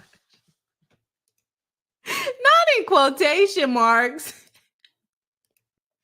Critic Chronicle says it was a flex, but Selena solidified her career. Yeah, I think she was in the R&B industry because I listened to a lot of her music growing up. I didn't like, I guess Diddy produced maybe a lot of the songs that I listened to, but I wasn't like really listening to Diddy like that. Cat McGowan cracking up, the quotation marks, I know. Gotta get it. Okay, so there's not much comments about the new lawsuit, so I think we're just gonna go ahead and jump into the next lawsuit, which is DJ Akademiks. Now, this one to me is heavy, y'all. So it's still an SA lawsuit, but I was getting like anxious reading this one. So that's my trigger warning there. Kayla Eloisa says, I'm from NYC, have family from the Bronx. They don't claim her. Poor J-Lo. She's not even a part of any of these lawsuits, and y'all going in on her. Come on now. We're not even talking about her. Who brought J-Lo up? Shame. She catching strays for no reason, just for knowing Diddy, huh? Okay, let's go ahead and jump into DJ Akademiks SA Lawsuit. This is a new one that came out last week, so let Bossy B bring us in. That was a short chat section. All right, y'all. Let me actually bring up the right thing here. Okay, that's the wrong thing. While I'm saying let's bring up the right thing, I'm on the wrong thing. No, this is the right thing. It just, okay. It just looks funny. Okay. Anyways, we are now talking about DJ Akademiks lawsuit. Or I guess her name is Fuzia. I hope I'm saying that right. Abash. I'm going to call her Abash. It might be Abashe, but I'm going to call her Abash because I think that will be easier to pronounce. She is suing Livingston. His name is Livingston Allen, and he goes by DJ Akademiks.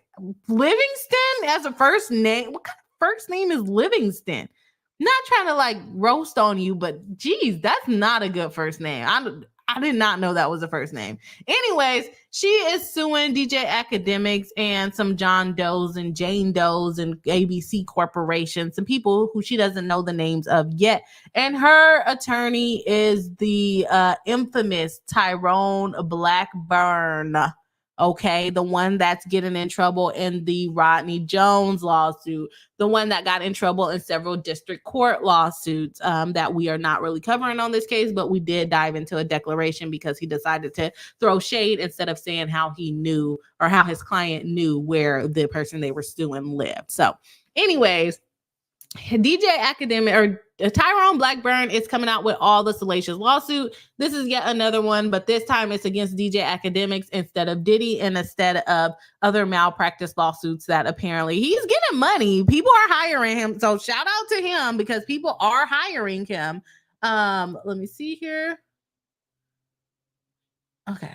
People are hiring him, so he must be doing all right as a lawyer. I do think that his complaints are well crafted. I think that they're very well put together. It tells a story, but you know, sometimes he doesn't have proper jurisdiction to be in federal courts where we can all access the documents really, really easy. But you know what? Also in state courts in like New Jersey and New York, those documents are also pretty easy to access. So again, I don't know why he keeps wanting to be in federal court, but nonetheless, he is in federal court all the time. And here we are. This time, we're actually in superior court. So good job for him. He's not in federal court this time. Maybe he got the hint from the last couple of lawsuits that he got in trouble with at the beginning of the month. I'm pretty sure he probably changed it. I wouldn't be shocked if he intended to file it in federal lawsuit or in federal court and just decided, you know what?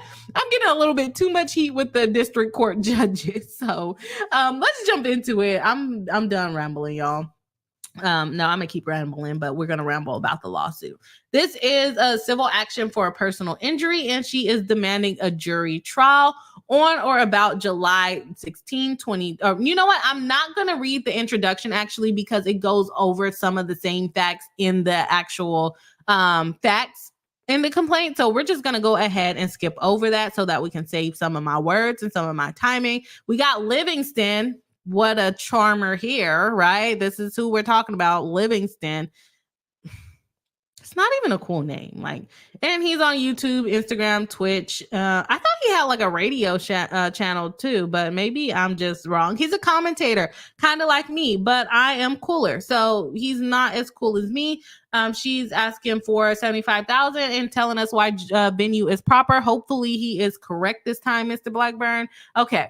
Let's get into the factual background. According to Ms. Abbas, she met Mr. Allen online via social media on or about 2021. She began casually dating him, and he periodically invited her to his New Jersey home. At the time, Ms. Abbas lived in Pennsylvania. She did not have transportation, so Mr. Allen would send her a car service such as Uber and Lyft to pick her up in Pennsylvania and bring her to his home in New Jersey.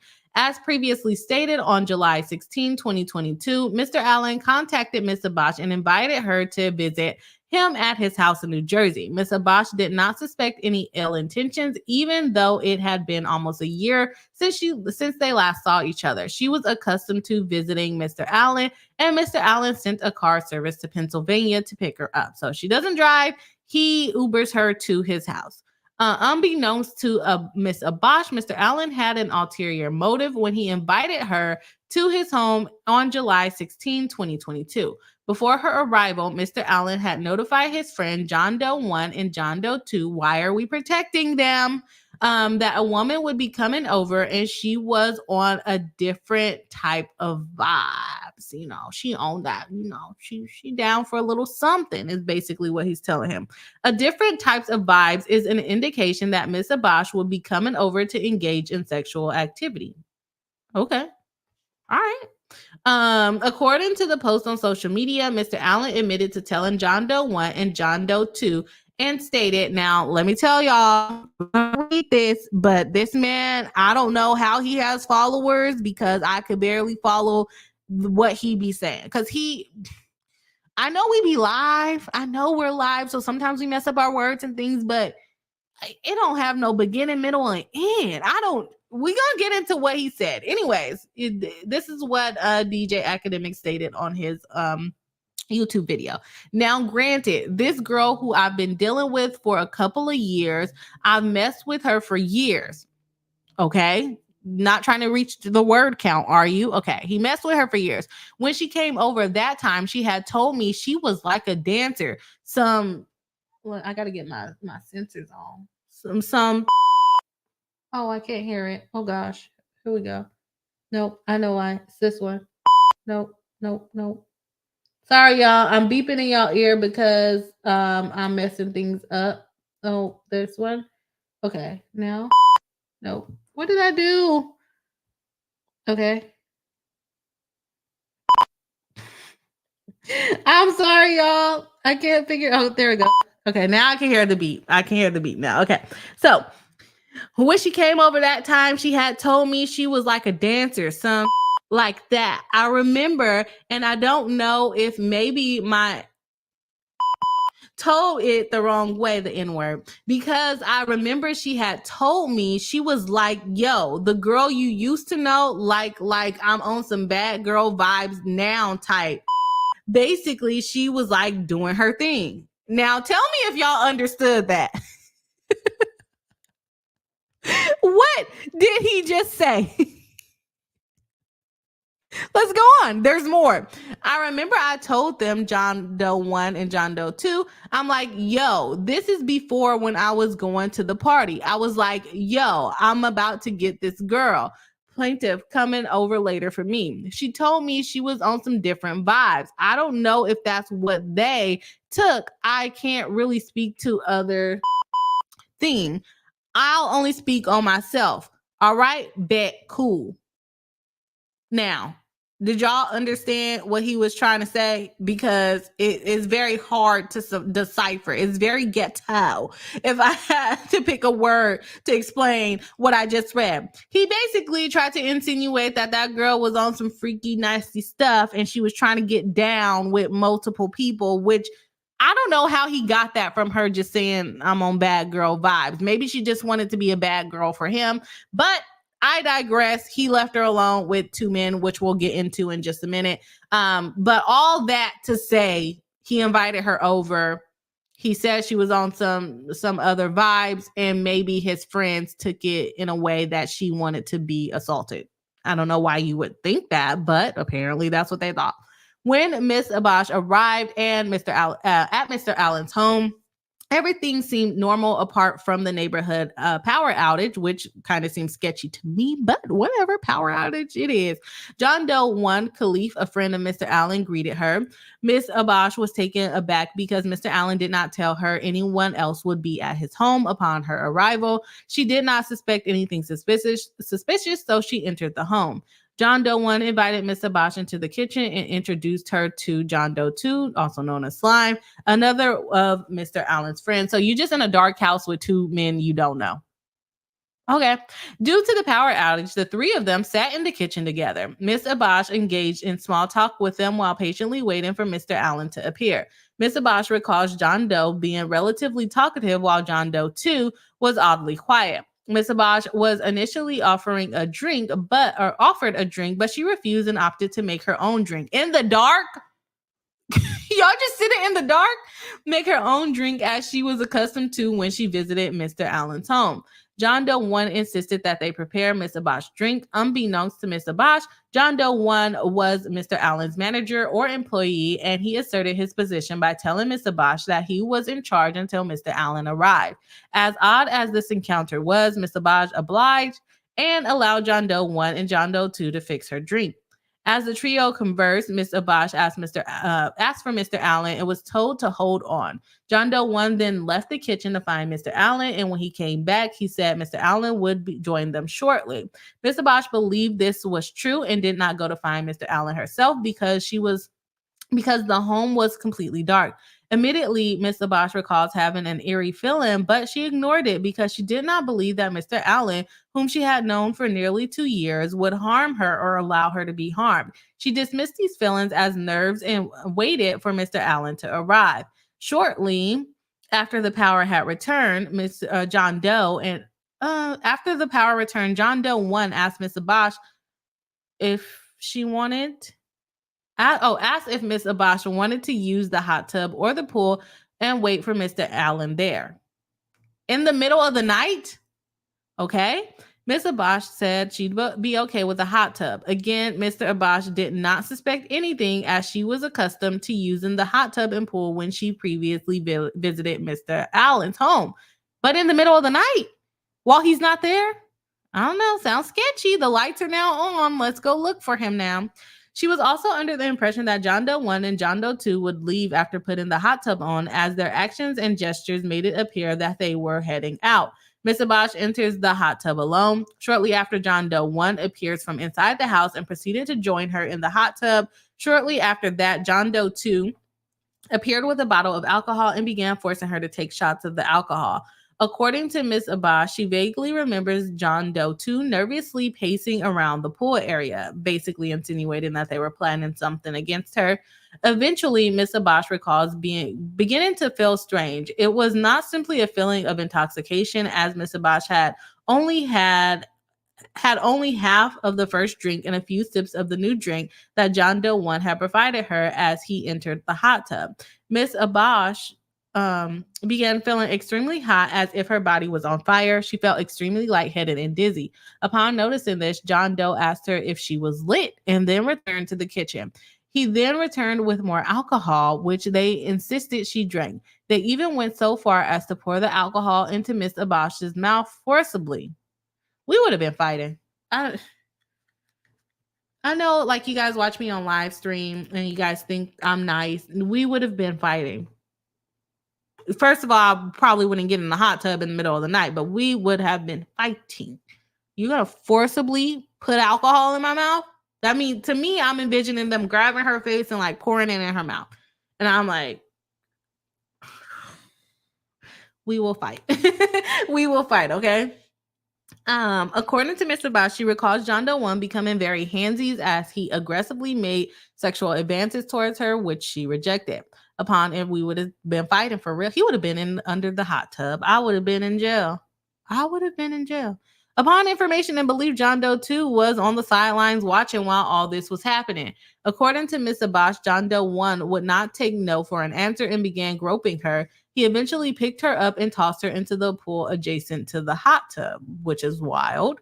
According to Miss Abbas, she was disoriented, had trouble breathing, and struggled to get out of the pool for fear of drowning. She attempted to crawl out of the pool while disoriented and struggled to breathe. John Doe 1 attacked her. He forcibly removed her underwear, opened her legs, and began penetrating her. Miss Abbas did not consent. In fact, due to the alcohol and whatever substance was placed in the alcohol, she was not in the right mindset to consent to any of the sexual acts that were being performed on her by John Doe 1. Miss Abbas has memories of fighting off her attackers but feeling extremely weak. As John Doe 1 assaulted her, Miss Abbas would later learn that John Doe 2 watched from the side and undressed in the bushes nearby. In the bushes? Miss Abbas would later learn that as she laid lifeless on the concrete, John Doe was standing in the pool while shifting her lifeless body back and forth on the concrete. John Doe 2 was undressing in the bushes and would soon ambush Miss Abbas. The two men then proceeded to RAPE Miss Abbas simultaneously. Upon information and belief, this was witnessed by the police when the surveillance footage was recovered. As John Doe 1 finished raping her, Miss Abbas was after they were done graping Miss Abbas, he allowed John Doe 2 to grape Miss Abbas vaginally. I don't know what word to use for that, Lady Partsley. I don't know. According to Miss Abbas, lying on the concrete was the last memory of her the last memory she had of that part of the attack. She recalls going in and out of consciousness and does not recall ever entering the home. Whatever substance John Doe 1 and John Doe 2 slipped into Miss Abbas' drinks negatively impacted her memory and caused her to lose consciousness. According to Miss Abbas, she recalls being awakened naked in a bed in what she believed to be Mr. Allen's bedroom. She believes this was around 4 a.m. She was awoken by Mr. Allen savagely pulling her hair, prying open her legs, and brutally graping her. According to Miss Abbas, Mr. Allen was relentless. He tried to penetrate her anally and was frustrated because she kept squirming and moving due to pain. As a result, Mr. Allen proceeded to grape her lady parts. Upon information and belief, Mr. Allen was not using protection when he anally and lady parts raped Miss Abbas, as evidenced by the purported discovery of his sperm on the rape kit, which was performed on Miss Abbas a few hours after he raped her. Miss Abbas recalls begging Mr. Allen to stop graping her. She recalls her voice was faint as she continued to drift in and out of consciousness. Miss Abbas remembers crying for most of the assault, but losing her ability to move physically. Miss Abbas eventually gave up fighting in hopes that Mr. Allen would finish quickly. Now, I understand she did do a grape kit, but I wonder why they didn't test her for like drugs in her system. I know sometimes like the date rape drugs, they get out of your system really fast, but that's insane to be like from, I think, around 10 o'clock at night to 4 a.m. to be going in and out of consciousness and then unconscious for several hours. I wonder if there could have been something traced in her bloodstream or just, by doing any tests, if they would have done that test instead of just the grape test. So yeah, I told you this one was heavy. It gets heavy. So, okay. Miss Abbas recalls Mr. Allen saying, "Open your mouth," as he pulled her hair. He said, "Open your mouth." He wants to finish in her mouth. This was her last memory of the attack. According to Miss Abbas, she woke up confused in the following morning and searched for Mr. Allen. According to Miss Abbas, she looked around the house and found him in the basement on his computer. According to Miss Abbas, she sat on the floor next to him and he asked her if she knew that his friends ran a train on her, to which she said no. He kept asking, "Are you sure?" He told her everything was all right and that he was good if she was cool. According to Miss Abbas, she was baffled and in disbelief. According to Ms. Abash, Mr. Allen then asked her to follow him into another room where he showed her the contents of a small trash can that had what appeared to be vomit in it and 2 gold Magnum condom wrappers, and asked, "You don't remember this?" Ms. Abash was still in disbelief. She had zero recollection of ever being in the room that prior to the prior night. According to Ms. Abash, it appeared that after John Doe 1 and John Doe 2 raped her by the pool, the pair had taken her into another room in the house and continued to brutally rape her. Mr. Allen then handed her the can of vomit and asked her to throw it away. Ms. Abash then asked for her phone, and Mr. Allen went to retrieve it. He continued telling her everything was all right if she was okay. At this point, she was still in disbelief and asked for proof of what occurred. According to Ms. Abash, Mr. Allen showed her surveillance footage of John Doe raping her briefly and skipped through the video. According to Ms. Abash, as she watched the video, she looked like she was just lying there lifeless, which did not sit right with her. According to Ms. Abash, Mr. Allen then assured her that everything was okay, and as he spoke, he noticed Ms. Abash's demeanor had begun to change. Mr. Allen then hastily told her that his mother was on the way and would be there shortly, and proceeded to order her a lift back to Pennsylvania. According to Ms. Abash, Mr. Allen asked her where her clothes Mr. Allen asked her where her clothing was. She responded that she had it. He stood there with a suspicious look on his face.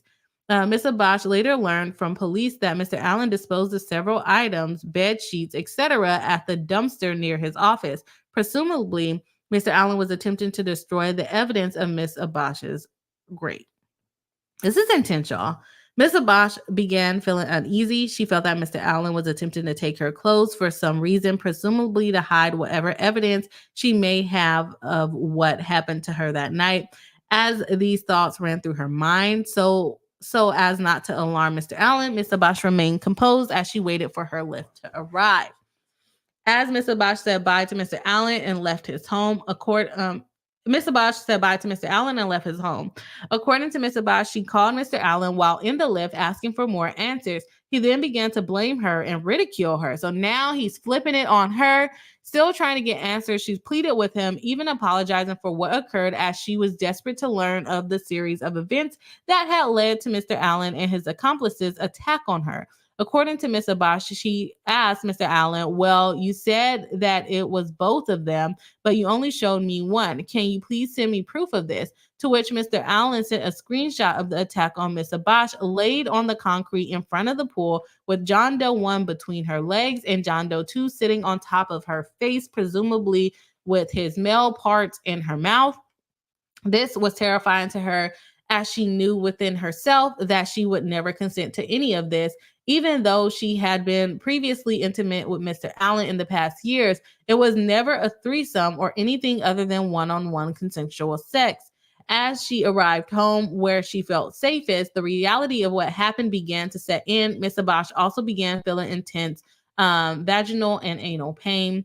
She contacted Mr. Allen again, saying she was hurt and wanted to see someone. Ms. Allen felt destroyed, but also was afraid and wanted to know if there would be repercussions from Mr. Allen if she were to seek help. She asked him for the complete footage, and Mr. Allen refused. He suggested she get tested for STDs and said he would do the same. This was an odd statement, as it was proof that Mr. Allen, who had not slept with Ms. Abash for over a year, engaged in unprotected sexual intercourse with Ms. Abash. Y'all, this is deep. This is heavy. This is a lot. So she went over to this guy's house. He was MIA for hours. His friends had their way with her, sent her back to him. He apparently had his way with her, and then basically blamed her for the situation going down, when it sounds like she was potentially drugged, because a couple shots of alcohol and one drink or half a drink of what she's saying would not make her go in and out of consciousness to that degree. In my opinion, that's what she's saying. It wouldn't have had that effect on her at that point. So let's continue on. Still fearful, Ms. Abash contacted her immigration lawyer, who advised her to contact the police regardless of the outcome. Ms. Abash called the police and reported an incident of SA. They told her that due to the seriousness of such matter, she needed to appear in person to talk to them, and she should also visit a local hospital for a rape test. She did that. According to Ms. Abash, during the meeting with the police, a statement was taken. Photographs of her, they typoed versus bruises and scars were taken, and the officers asked her to participate in a recorded wire call with Mr. Allen. According to Ms. Abash, during the recorded wire call, the police wrote down a list of questions for Ms. Abash to ask, but asked her not to make it, obvious that the police were listening.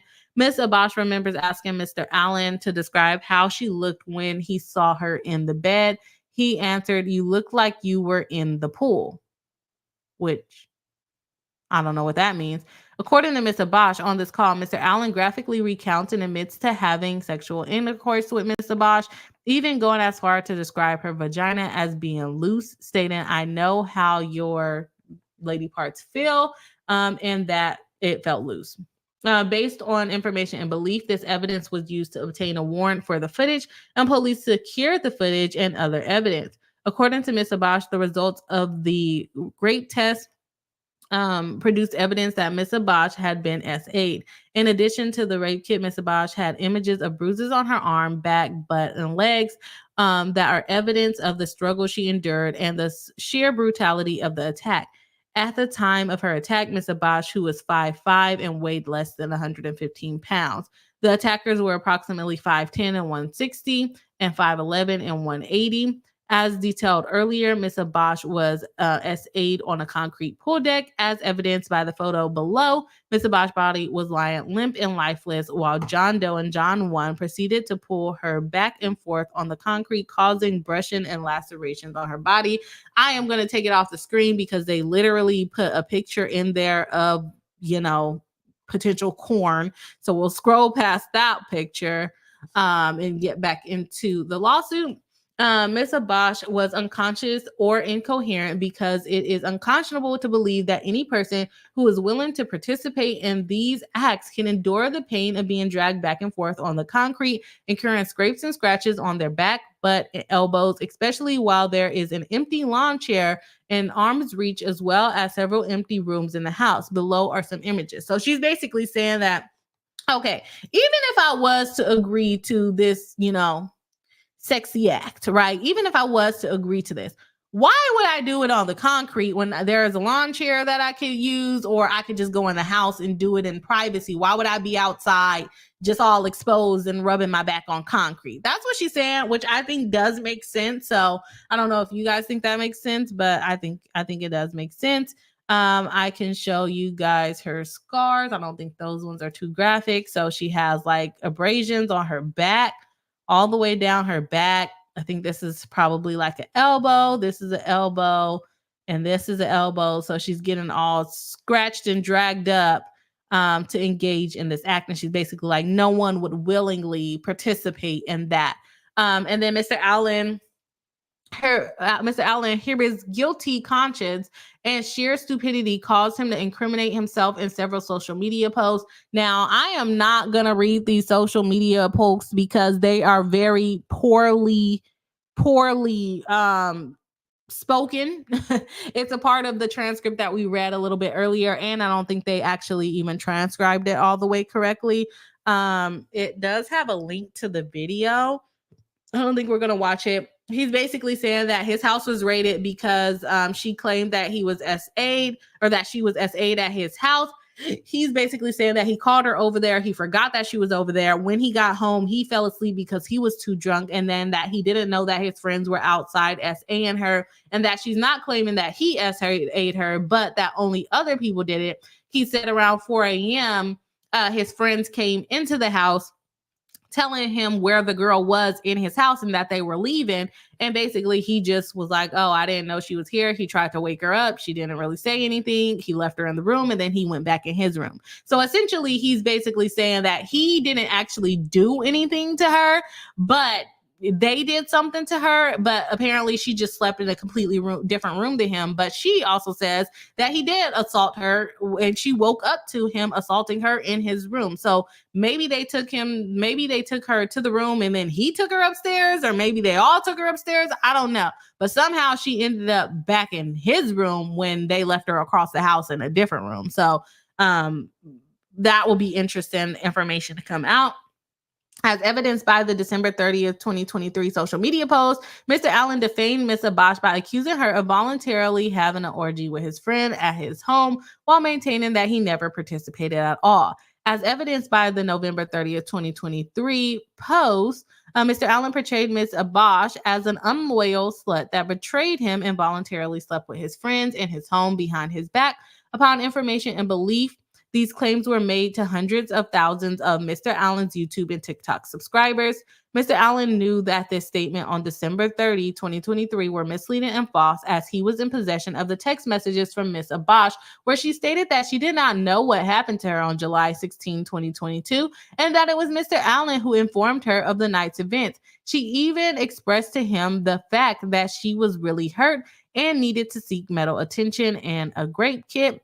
These are purportedly the text messages between them. Don't know why her battery is on 16% when she's trying to screenshot this, but it is nonetheless. She says, I'm going to get tested, or he said, I'm going to get tested this week. Think you should too, to make sure you're good. She said, yes, I'm going now. I'm hurt really bad. It's unlike me to do this, and I don't even know the other guy's name. So I was just laying there. That does not completely sound like non-consent. It kind of seems like, oh, I did something that I didn't mean to do. So I could see why he's claiming she knew what she was doing. Because the way that text message is written, it's not like she's not blaming them. She's like, oh, shoot, I kind of messed up there, right? He goes, you called. I'm considering going in for a great testing kit for us to figure this out because it's bits and pieces I remember, and I'm still not okay. He said, I mean, not sure what you want me to say. That's why I asked you while you were here if everything you did while I was sleeping, you were okay with doing, and you said, yeah, so I don't know. So he's claiming she said, yeah. If you remember earlier, she said that she felt confused when he told her this, but he's saying she was like, oh yeah, I wanted to do that thing. And it could have been that she thought she was just talking about what he did to her versus what had happened outside. She said, I was passed out for most of it, but I'd wake up now and then. Also, I was in shock. I got most of the information from you before then. And this is pretty close after the incident happened. This is just the next day around noon, maybe 1 o'clock, where she's saying that she was going in and basically going in and out of consciousness. So that's not being made up there. I got most of the information from you before I never met the other guy. So he just took the opportunity, I guess. So the opportunity, now it's leaning more towards sounding like they just took advantage of her, right? That's why I told you I don't judge, just trying to make sure you made the choice to do whatever you wanted to do. She said, always with you, but not this time. So this is still pretty soon after the incident. Good thing that she put it in text.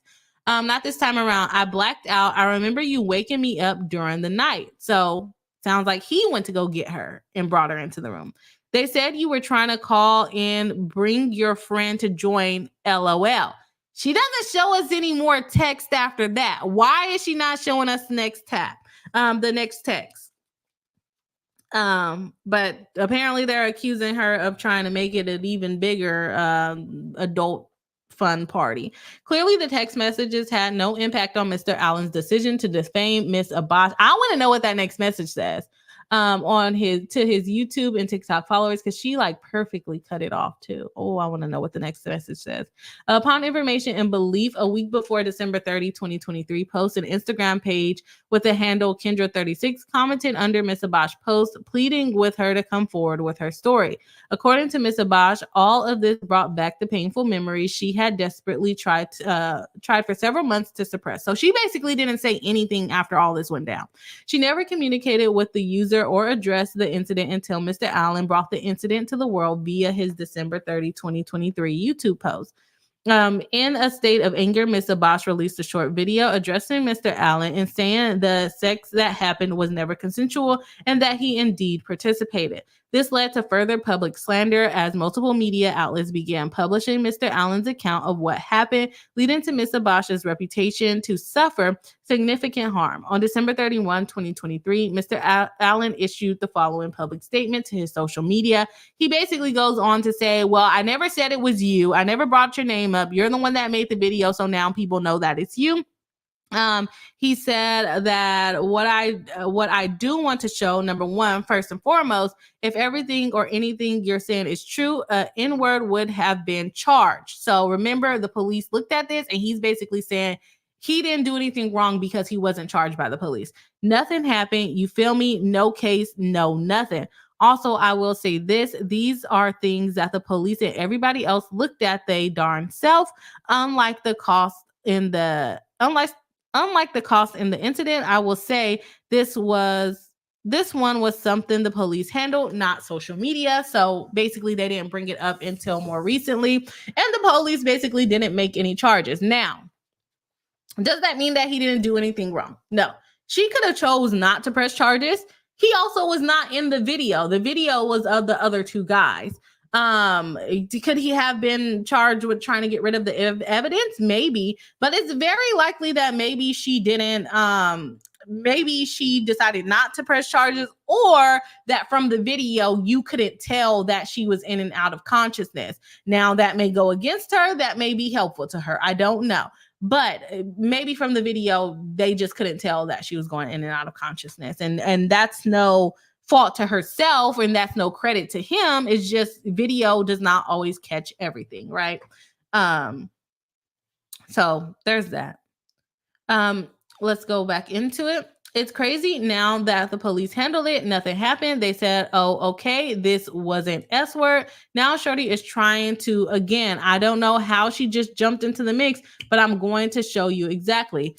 By the way, I can't show, I'm gonna show you, but I can't show you. Like, for example, I sent her a video of her at my poolside with the two N-words. I said I was sleeping. I can't show you the explicit photo. I still got the image of that. They're like, why do you have that?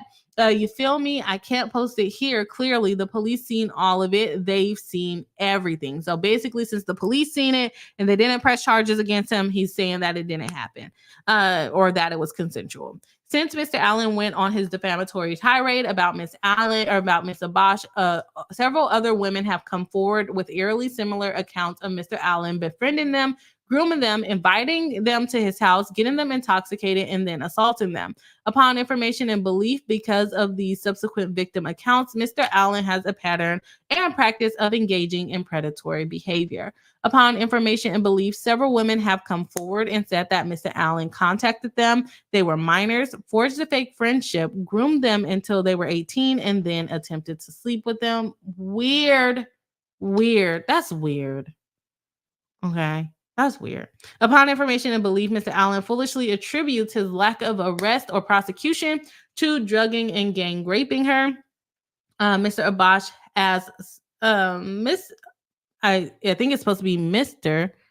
Or I guess it's supposed to be Mr. Allen. They put Mr. Abash. Mr. Allen as some indication that he and his friends are clear, but nothing can be further from the truth. As a result of Mr. Allen's social media tirade against Mr. Bosch, I really want to know why the police didn't press charges. I wonder if it was her or if it was the police. Mr. Allen has committed defamation per se and foolishly admitted that he and his friends had sexual intercourse with Mr. Abash or Miss Abash on July 16, 2022. As detailed above, Mr. Allen communicated several demonstrably false statements accusing Ms. Abash of voluntarily having an orgy with his friends at his home. Mr. Allen repeatedly made these statements to hundreds of thousands of his friends on social media. As a result, Mr. Allen's statements, several media outlets picked up and republished the claims, and Ms. Abash's reputation has been harmed. Furthermore, Mr. Allen's social media posts are considered slander per se, as Mr. Allen accused Mr. Bosch of engaging in serious sexual misconduct. Okay, and then she goes on to sue for negligent infliction of emotional distress, defamation per se, and then she's also suing for SA. And then the last thing that she's suing for is negligence, premise liability for SA, basically knowing that his friends were there to take advantage of her. He should have done something to stop it. He's gonna basically say that he was too drunk to stop it. So that is the DJ Akademiks lawsuit. What do you think about it? That one to me was heavy to get through. But let me know what y'all think about it. Do you think that she has a good claim? Do you think that the police not pressing charges is an indication that she doesn't really have a case? I think it could be more than one thing. I think sometimes the video doesn't always show every single thing going on. And I don't know. I feel bad for her. But anyways, let's go ahead and have Bossy B bring us in to the chat and see what the chat has to say about all of this. Okay, so we got Alexis Carney saying, LOL, gotta get the right time for the cursey bleep. Yeah, gotta get the curses right. Alexis Carney says, I need one of those in real life, right? Alexis Carney says, he said the beep and beep. Exactly. Gotta understand, gotta keep reading and paying attention, right? Alexis Carney, or Cammie Locker says to Alexis Carney, I read that to the rapper's delight. I said a hip hop beat though, even though it doesn't fit, right? Chantel says he was bragging about getting sex from a woman who lived out of state. I don't know what the rest of that word salad was. It was horrible. It was absolutely horrible. Okay. Sorry, I was reading the chat in the back. Yes, am I the a-hole would probably help Kimmy. Chantel says he was bragging about getting sex from a woman out of state, which is like, what do you think? She lives across the state lines. What kind of brag is that? That's weird. Really weird. Kimmy Locker says, bad girl vibes doesn't excuse messed up male behavior, though. Agreed. Kimmy Locker says, I believe you breed Team Scrappy Windmill. We got to fight. We absolutely have to fight. At that point, you have to fight, y'all. Oh, guys, I didn't even realize we surpassed our like goal for the live stream. We set the like goal at 40 likes, and we are now at 50 likes. So what I'm going to do now is we're going to play. We have not hit our like goal for like 2 live streams. So now we're going to play our graphic. And as you know, it has a loud boom at the beginning. So if you are sensitive to sound, this is your time to turn down the volume. And I am going to play our like goal in 3, 2, 1. We smashed our like goal. Shout out to the BriHive. Thank y'all so much. And let me not put me on a I almost put on the voice camouflage thing. Yeah, again, thank you for the like button or the hitting the like goal, BriHive. Chantel says it kind of sounds like he set her up when he bragged to his friends. It does sound like a setup, right? And like, to me, I'm like, okay, yeah, maybe he was drunk and he just passed out and forgot, because that was part of his little spiel that I skipped over because he doesn't speak English, in my opinion. That he came from a party and went to bed upstairs and forgot he had invited somebody over. And you, like they said, the house was dark. So, but you didn't hear anybody talk. I don't know. That's just stupid. Rachel Mills says, I have never heard something gross like that. It's horrible. It did sound like a setup. Kimmy Locker says, absolutely horrifying. Imagine. That's why we gotta bring tasers, y'all. We can't be trusting these people. Even if it's a date, no, you gotta bring your pew because people be playing in your face. Chantel says, it sounds like she still doesn't know the names of DJ Akademiks' friends. She did name them. It seemed like they were nicknames though. But why are we protecting their names? You find them names out, okay? Wiz No Fear says, what did DJ Akademiks do? Apparently, he assaulted this girl and also allowed his friends to assault them. Wiz No Fear says, why does DJ Akademiks say it's weird having cameras all over P. Diddy's house, but DJ Akademiks, because they do that. I got cameras in my house. I want to see if I hear a strange noise and it sounds like someone's coming in my house, I'm not going downstairs to investigate it. I'm going to turn on my camera and see who's downstairs. So I don't think it's weird to have cameras. Now, if you have cameras in weird places like bathrooms and every bedroom and stuff like that, if you just have it in common areas, I don't think that's bad. But like in bedrooms and bathrooms, then you're getting a little strange at that point. in multiple angles. You know, famous people be having it at multiple angles. It's weird. Rachel Mills says, WTF is up with all these predators. It's the industry. And I thought he had a radio show. I thought DJ Akademiks had a radio show, but maybe I'm just confusing him with someone else. But apparently he's just a social media personality. Yolanda Wilson says, I thought it was the grand jury that didn't charge. Apparently 8 of 12 of them voted to charge and 4 didn't. Apparently it has to be all 12 of the grand jury. I didn't know that they had a grand jury try to indict him, but that does make sense.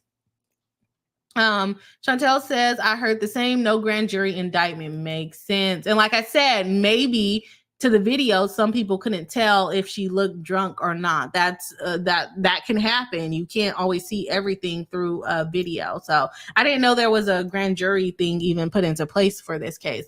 Yolanda Wilson says to Chantel, thank you for putting the right terms. I just got off of work. No problem. I understood what you meant, so don't even worry about it.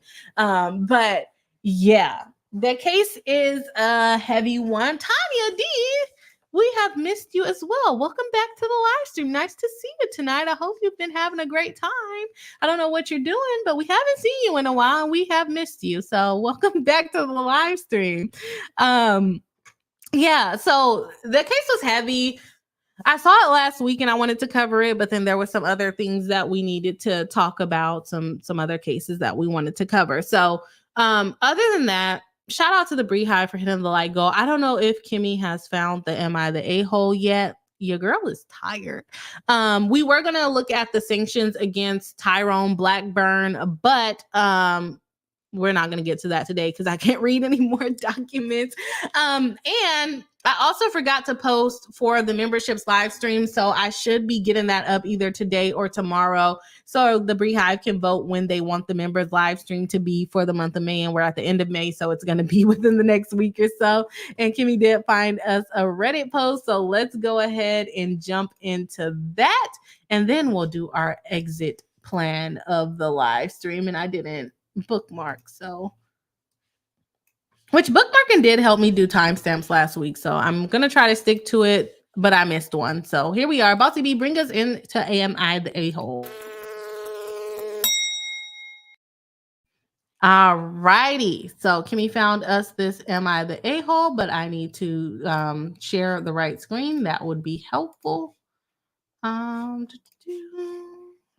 my screen. This one. Okay. Thank you, Kimmy, for finding this for us. We got, am I the a-hole for making my mom change her wedding day? Okay, that's a little ambitious, but let's see. I, 20 female, got engaged in Miami last year on June 27th. My wedding is planned for June 22nd, as the 27th is a weekday. Last night, my mom, 51, called me to tell me she had to tell me something before anyone else could. She's also getting married, originally planned on getting married on August 2025. She proceeded to tell me that she is moving up her wedding a whole year to next month, the 27th. For context, she met her fiance the same day I got engaged on the 27th.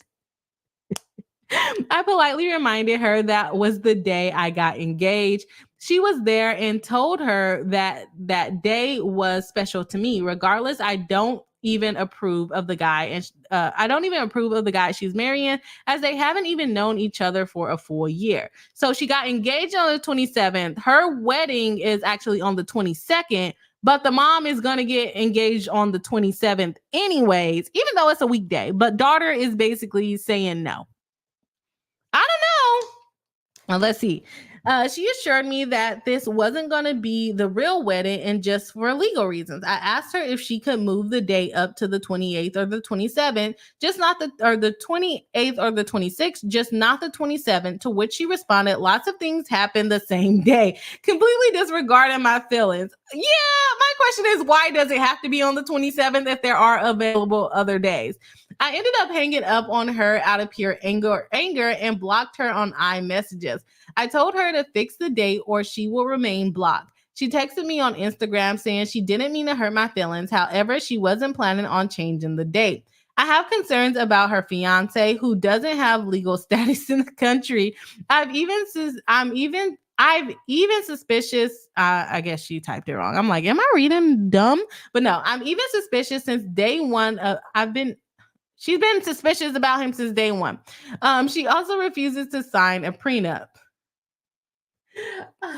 Kimmy already put a poll up for us. She just texted me on Instagram letting me know she had hot gossip to tell me, to which I said, get a husband and lose your daughter or fix this. She then told me the dates can't be changed as plane tickets for her friends had already been booked and arranged. She said it was my choice to come to the wedding or not. Now I'm stunned. Not only did she take my anniversary date, but she went behind my back and arranged everything without my knowledge. Her only child. Am I the a-hole? Kimmy already put a poll up for us. This one's a little, I don't know.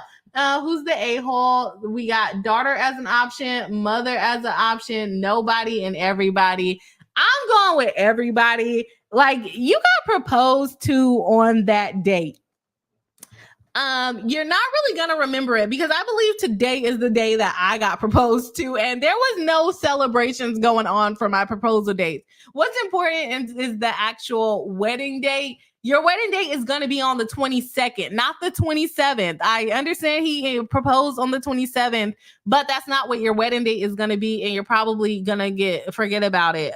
Like, I'm pretty sure I either got engaged on May 21st or May 22nd. I don't even remember which day it was. And my anniversary for my wedding is also in May. And that was a courthouse wedding too. So I don't know, but also there's other dates, like you can go the day before or the day after.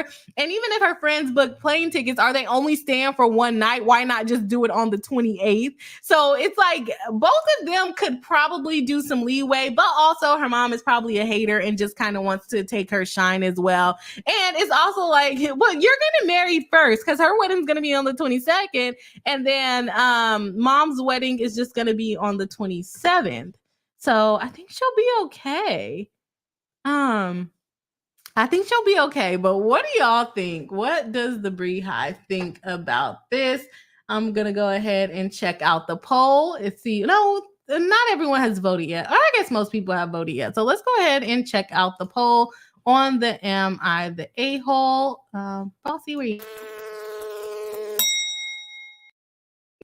Okay, so we got 20% saying daughter is the a-hole, 10% saying mom is the a-hole, and 10% saying nobody is the a-hole. 60% says everybody is the a-hole.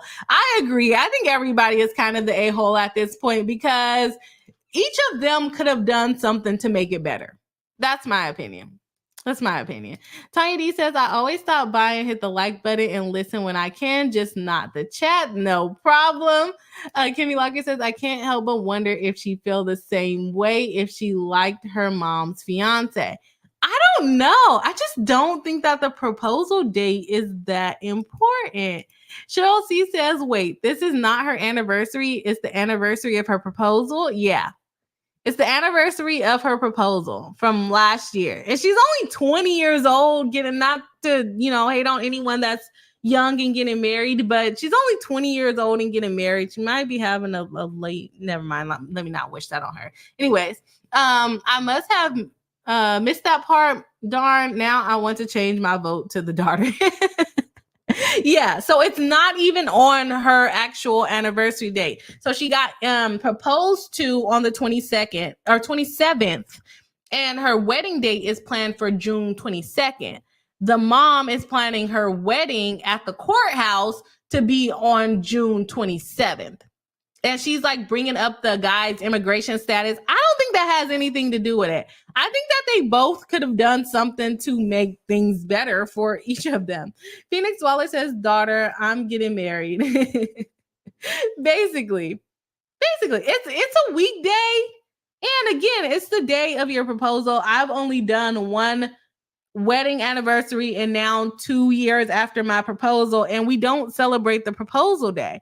I think maybe last year we mentioned it, but we didn't celebrate it, if I remember. No, because we were going on a trip. So I don't think we celebrated it, no.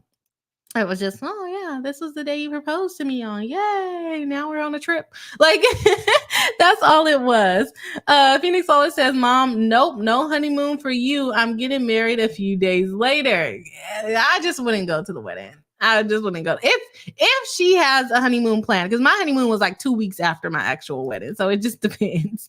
Kimmy Lockett says, I don't personally think dates are a big deal anyway. Her proposal date can be a special day between her and her husband for however long it lasts, but that has nothing to do with anyone else. I agree with that. I definitely agree with that.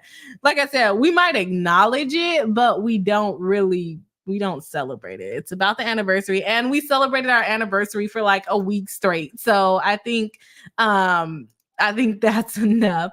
Cheryl C says, girl, you don't get all the dates. No, you get a wedding day. That's it.